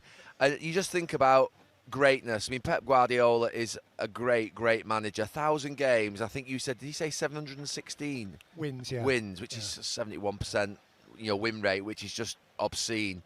And this isn't his greatest team or his best team that he's had in those 1,000 games. You think about the team he had at Barcelona, which is probably the greatest team of all time, and then the treble-winning team here and the title-winning teams. But what his team have done today is give them a glimmer of hope going into a November international break. That they're 4 points off Arsenal. They've got experience. They've got a few players who've been around the block, and they've got a manager who knows how to win. And if I was Manchester City right now, and I'm sure Pep Guardiola knows how to win titles more than any of us, he'll be just thinking, let me hang on Mikel Arteta's shoulder come March. Let me be close enough to him to apply that pressure. He's the one you wouldn't want near you. And today, for me, the whole fixture was around who's going to emerge, who's going to come out of this match thinking that they can challenge Arsenal, who's going to be the team that think they can get close enough to them. And I thought it would be Liverpool. I think City have been inconsistent, but I was badly wrong. And Pep Guardiola's 1,000th game was a really good one for him and his team. So, if you say, and most people agree, that this isn't his kind of premium team. No, it's not. How do you categorise them? There isn't a David Silva, there isn't Kevin De Bruyne, there isn't Aguero, there isn't a Yaya Toure, all of these great players he's had. How do you sum up what this team actually is? I mean, it's a team I actually like watching. I mean, it's imperfect. It's teams that you've seen, particularly here and at Barcelona, were like clockwork. I mean, it's very difficult to maintain what Pep Guardiola was achieving at this club and at Barcelona, because I didn't see as much of his football in Germany, so I'm not going to comment on Bayern Munich. But you're talking about some of the most beautiful football that you'll ever see, to the point of, like, you come into games knowing the outcome. Whereas when I watch City now, you're not quite sure of what's going to happen. Today being a perfect example.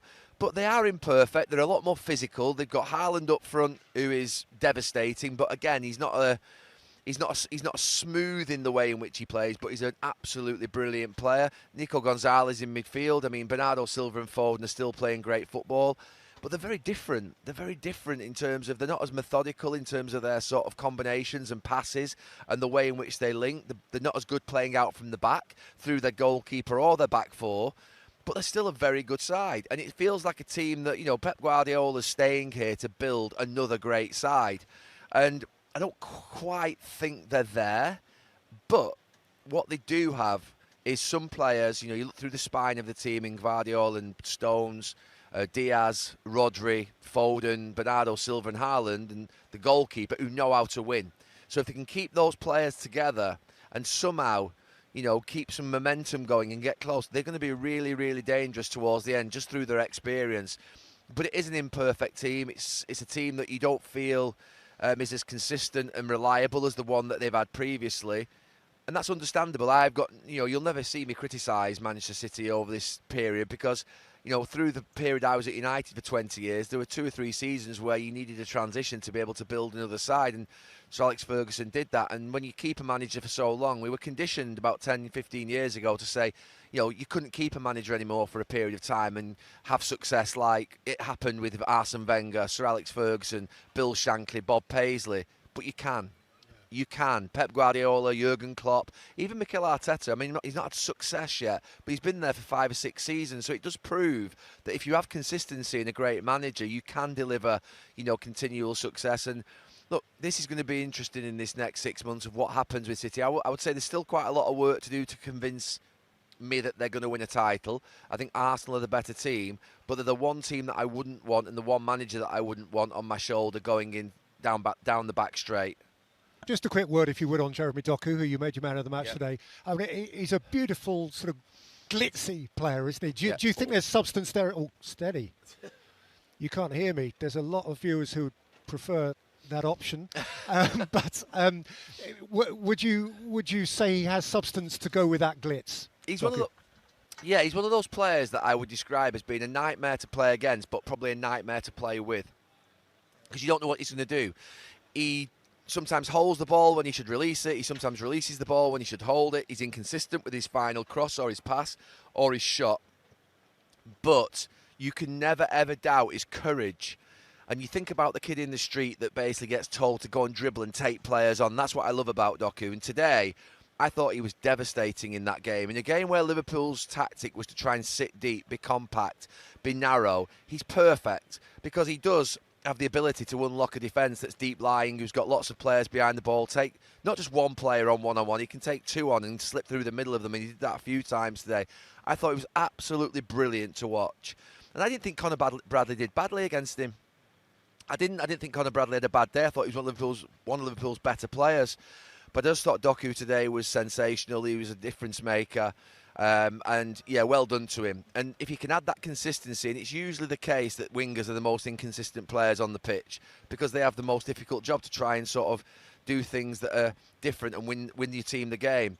So if he can add a bit more consistency and reliability to his decision making in the final third and his execution of the pass or the cross, he's got a great chance of becoming a top winger in the world. He just has to improve his intelligence and understanding of the game, and, like I say, be more predictable to his teammates and still be as unpredictable to the opposition. I do want to put a special mention for Mateus Nunes, the right back. I thought and have thought he's a real weakness for City. Every time I see Nunes at right back, and because Nico O'Reilly, he's excellent, Nico O'Reilly, but because he's young at left back, you sometimes feel that City's back four is just going to be more vulnerable. But Nunes has done a really good job out there today. In fact, if you said to me, you know, name a second player for City on the pitch, I think he'd probably be out there. in terms of sort of where I would place him. I thought he was really, really good today, and I think we're quick sometimes in our positions to say that a player isn't at the level, and I'm sure City fans have looked at it and thought, well, is he good enough? Can he? Why is he playing right back? We signed him as a midfield player, but he's doing a good job out there, and certainly today I thought he was excellent, and I think he deserves a mention.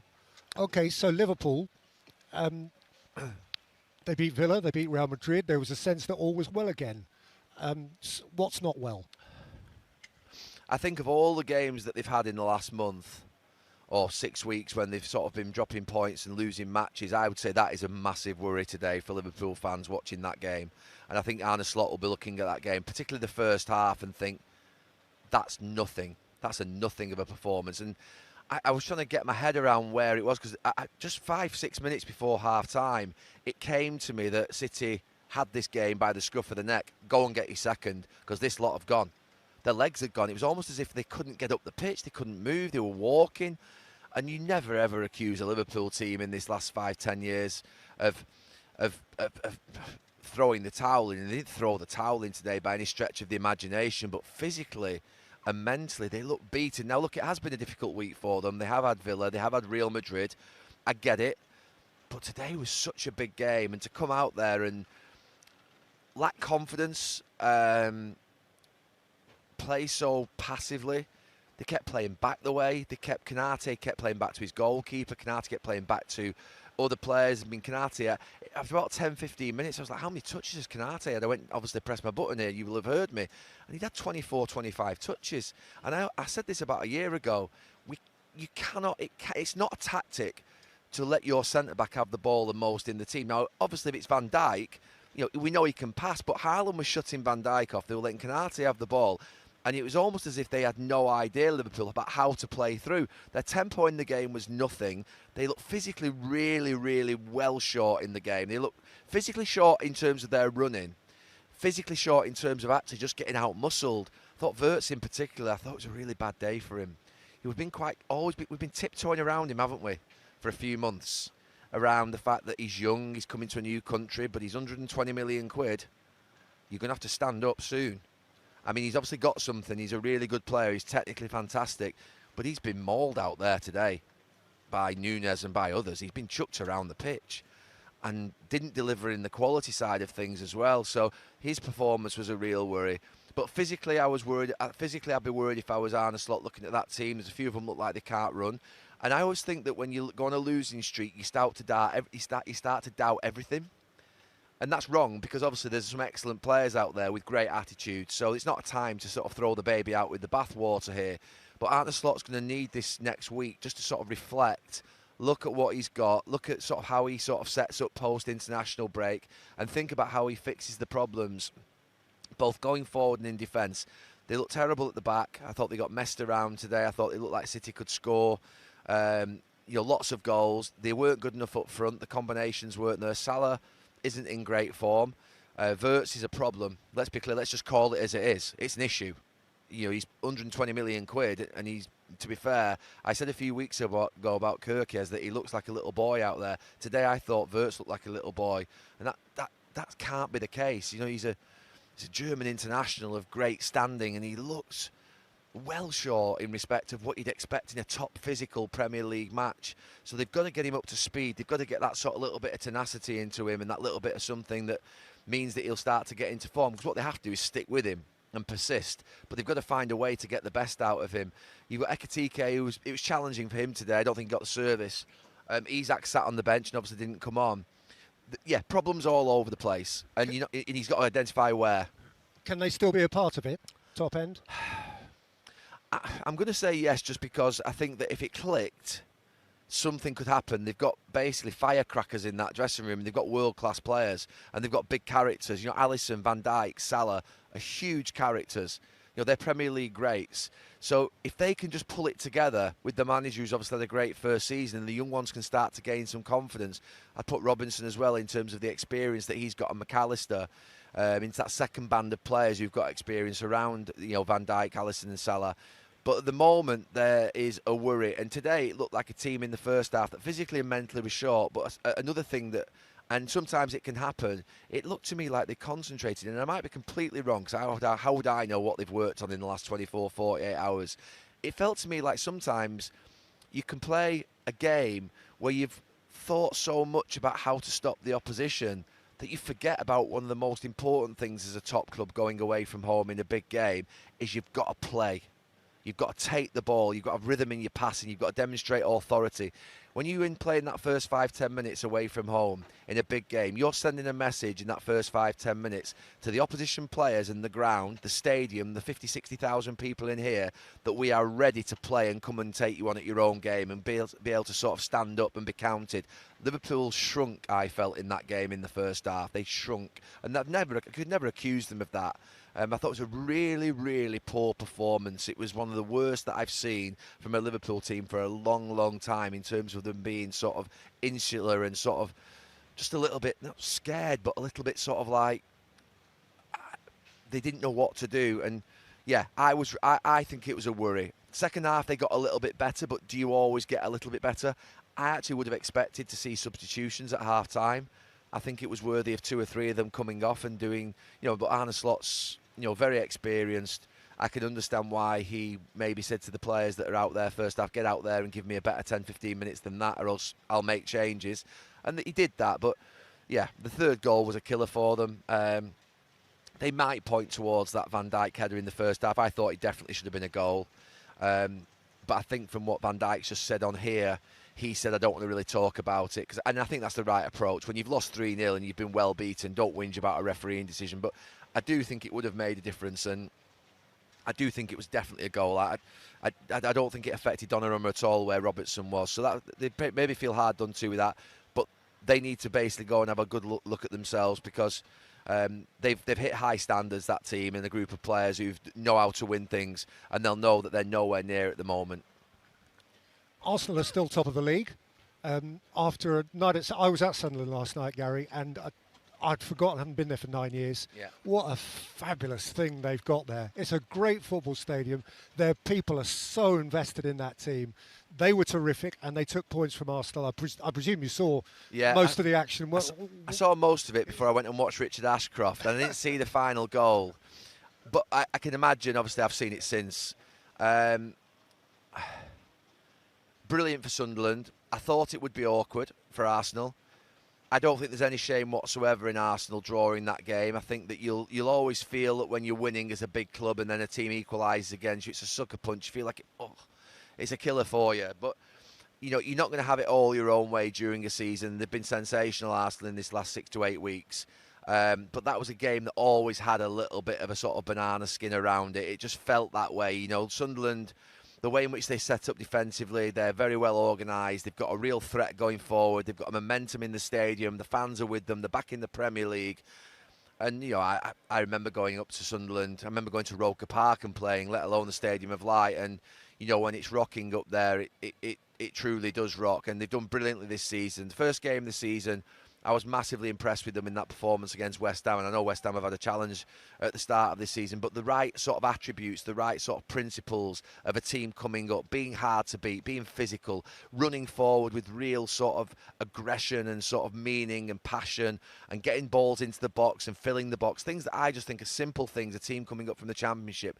We've seen some right nonsense over this last few years of players playing out from the back and trying to be sort of Pep Guardiola's Manchester City when they've come out of the Championship. It's impossible to play football at that level like Manchester City can do. So I'm glad that we're seeing what we're seeing from Leeds and from Burnley and from Sunderland, which is a more pragmatic style, but I think equally as effective and more. I actually think, to be fair, when you see a team play like that, I really admire it and love watching it.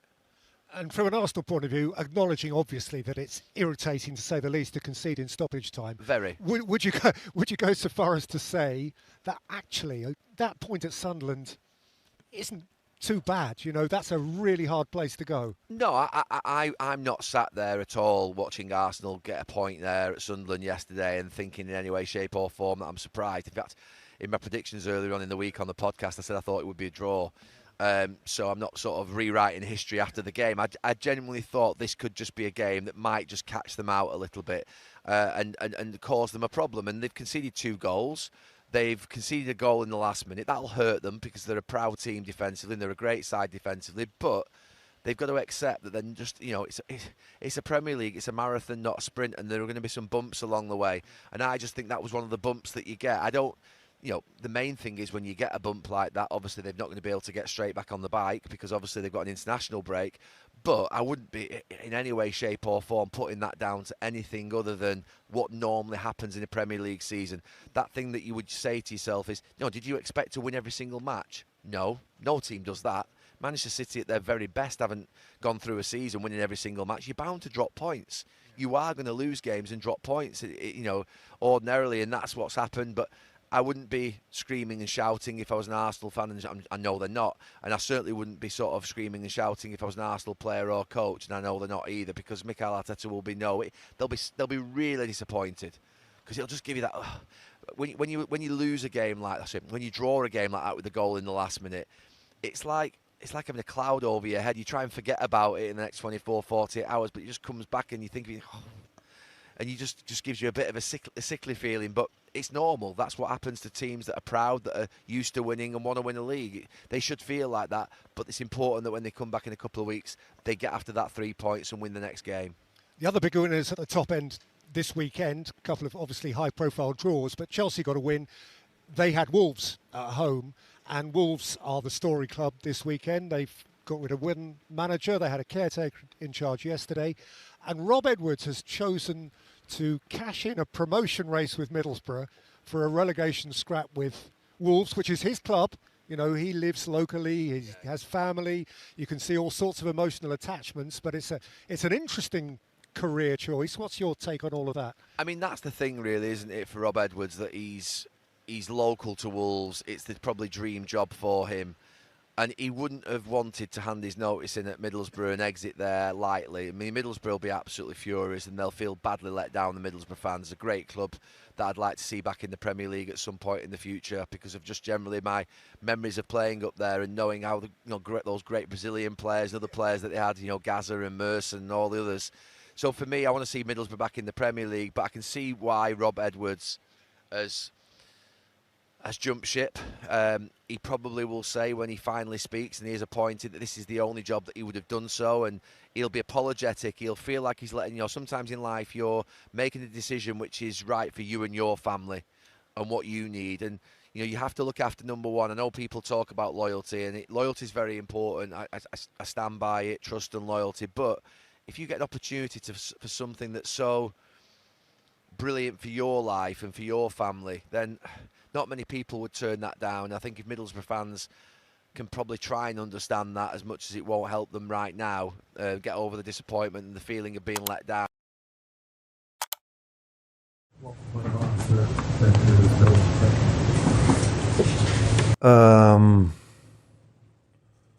They were in every aspect of football better the first half.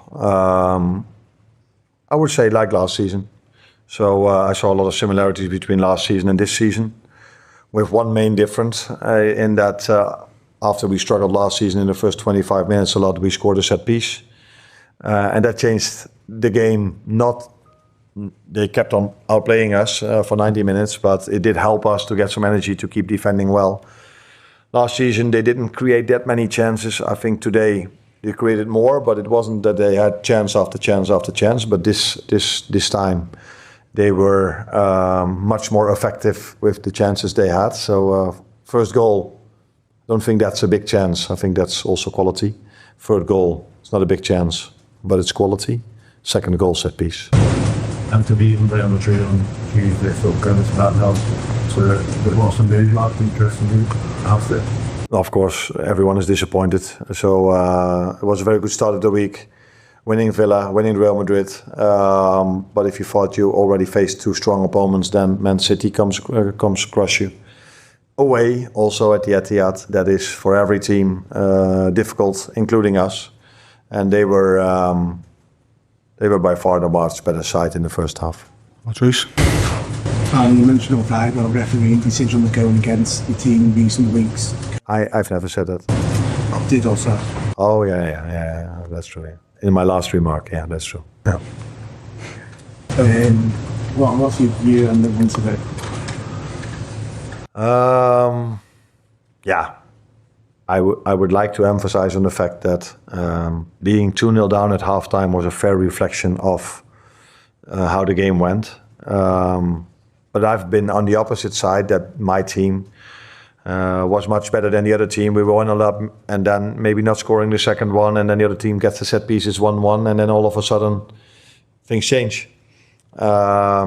So this can happen in football. It's not to say for me that it was a clear and obvious for me that it was a wrong decision that this goal was not allowed.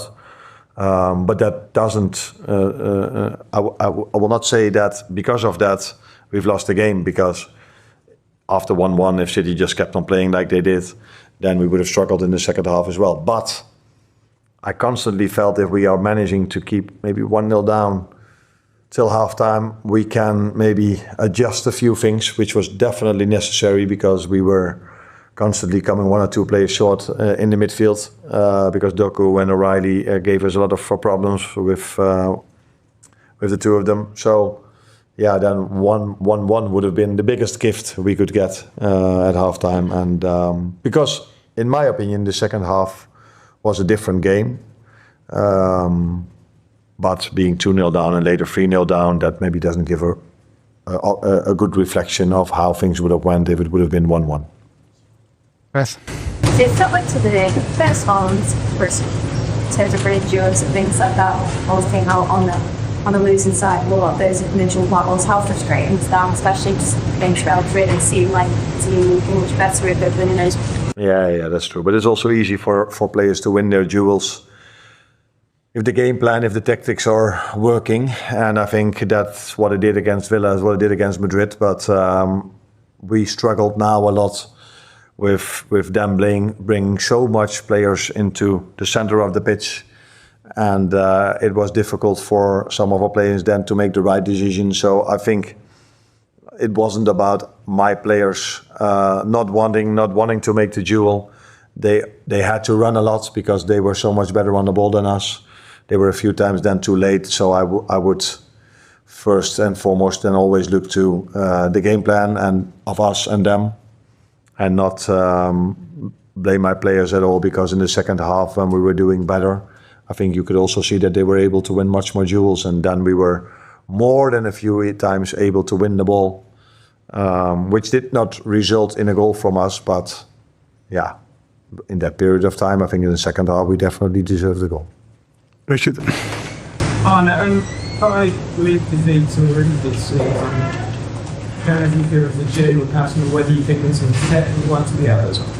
Over the season as a whole, is that a field far too many, and how do you assess that with the title race? Yeah, it feels there's too many. And the last thing I should speak about now is the title race. We should first focus on getting result after result after result before we can even think about that. And the reality is that we are 7th now, if I'm correct, 7th or 8th, something like this. One team is quite far ahead, although City is maybe 4 points, I think, away from Arsenal. The rest is quite close, and I've said last season many times, even after when we were leading in the beginning, and the best way to judge the league table is of course after 38, but the next best thing to judge it is after 19 games, because then you all faced the same opponents. And our first focus should be on getting results in, and the last thing we should focus on is on the title race, which is something we could do last season. But also not the previous 2 seasons before. But we need to improve, and that's obvious. Thank you.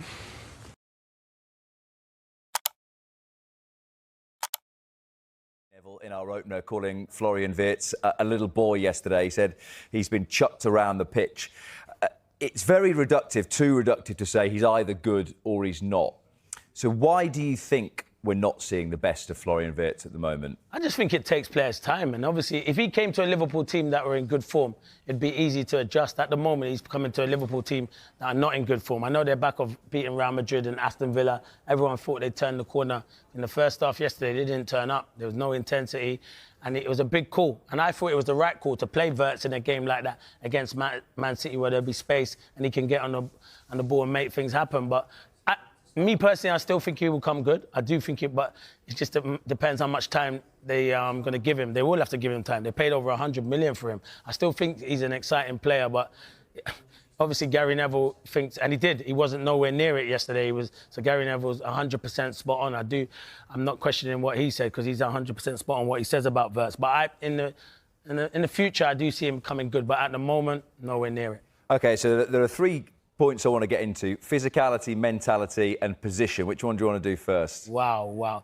Well, mentality is not the best in mind. So Let's do that. mentality is, from what we hear, he's quite a shy, quiet lad, Florian Wirtz. Yeah.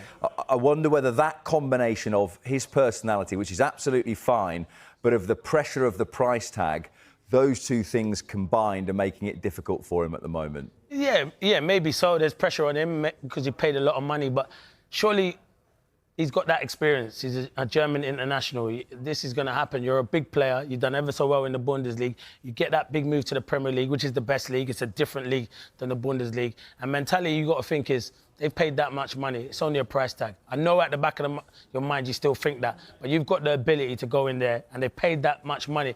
If it was me and someone paid that much money for me, my first belief would be, I'm going in there because full of confidence. The manager believes in me, my players will believe in me, and I'll show the fans I'm a very good player. At the moment, it's not working out for him, but that's because he's quiet. But it's adapting, coming to a new country. It does take time, and I say give him time, and he will produce, because you don't lose your talent. He's a talented individual, but the things people question him, Rob, is can he do it in the Premier League?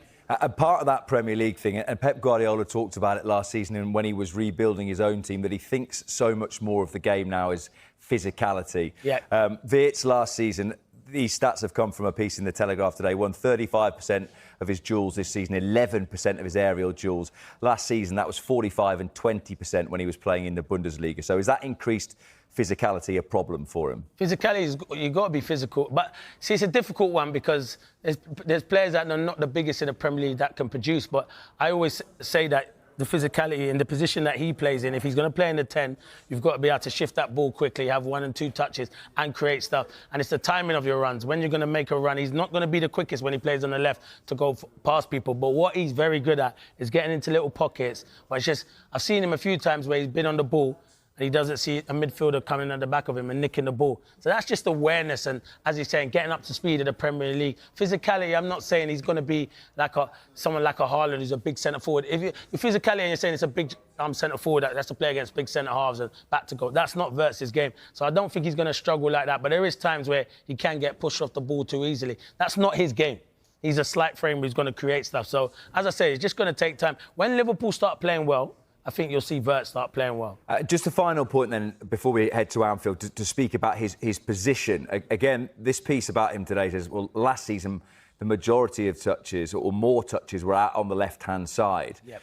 So whereas Liverpool, the theory was that they've bought him to play as a 10. Yep. Now, A, what is his best position? And B, are you losing too much, particularly of Dominic Szoboszlai, by not playing him in that position? And you might make the argument he's been Liverpool's best player this season. No, he has. And even when he's played at right back, he's probably been their best player. So it's difficult. I think that midfield three has to stay how it is at the minute. McAllister, Gravenberch and Szoboszlai. The ones that won them the title? Yeah, the one the title.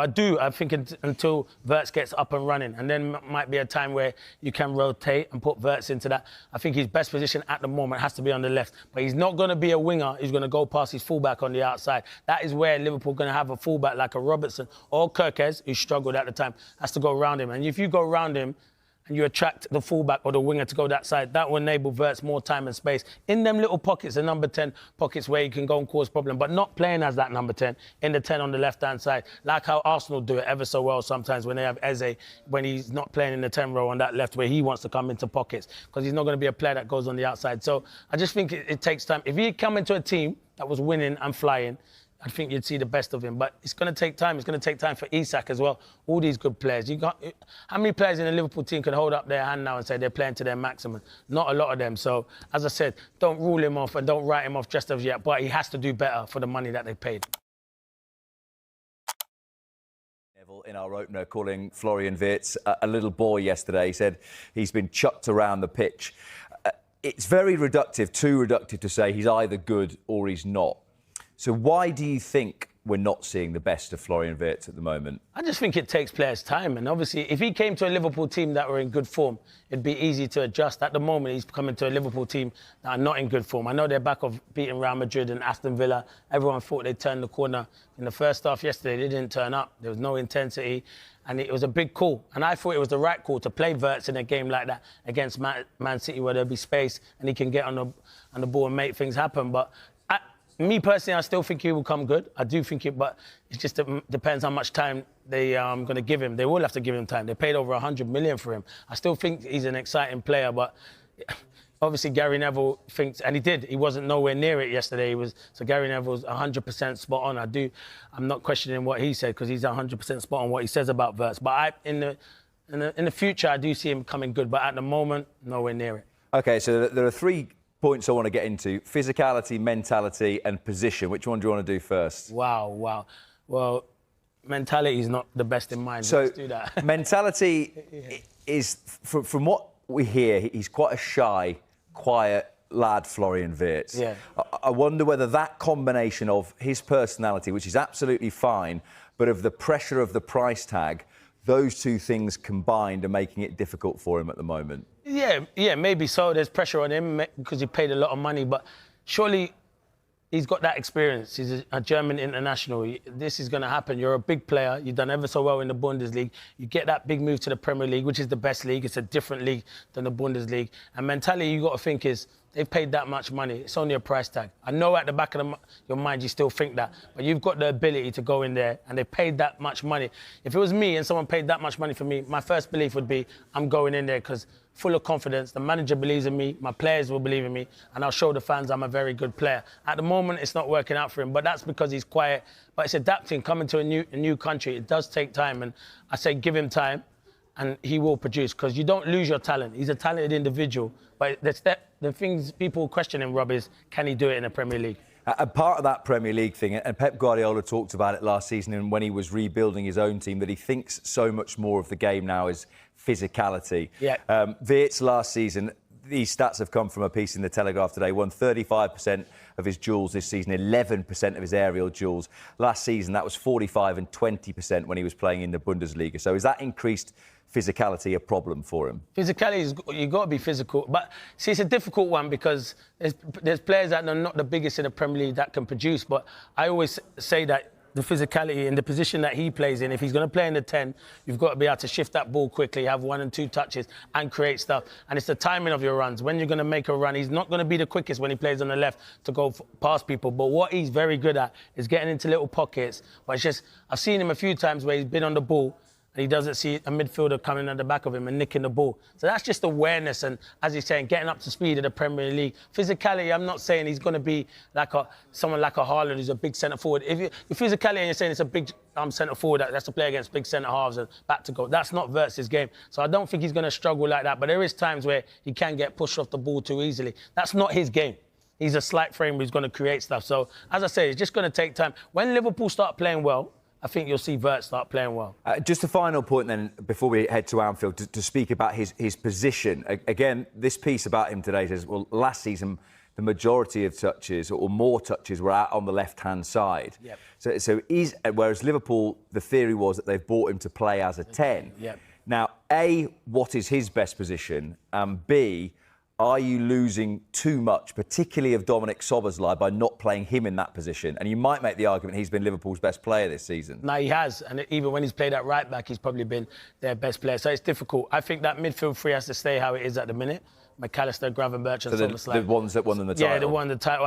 I think until Wirtz gets up and running. And then might be a time where you can rotate and put Wirtz into that. I think his best position at the moment has to be on the left. But he's not going to be a winger. He's going to go past his fullback on the outside. That is where Liverpool are going to have a fullback like a Robertson or Kirkes, who struggled at the time, has to go around him. And if you go around him, and you attract the fullback or the winger to go that side, that will enable Wirtz more time and space in them little pockets, the number 10 pockets where he can go and cause problem, but not playing as that number 10 in the 10 on the left-hand side, like how Arsenal do it ever so well sometimes when they have Eze, when he's not playing in the 10 row on that left where he wants to come into pockets, because he's not going to be a player that goes on the outside. So I just think it takes time. If he come into a team that was winning and flying, I think you'd see the best of him. But it's going to take time. It's going to take time for Isak as well. All these good players. How many players in the Liverpool team can hold up their hand now and say they're playing to their maximum? Not a lot of them. So, as I said, don't rule him off and don't write him off just as yet. But he has to do better for the money that they paid.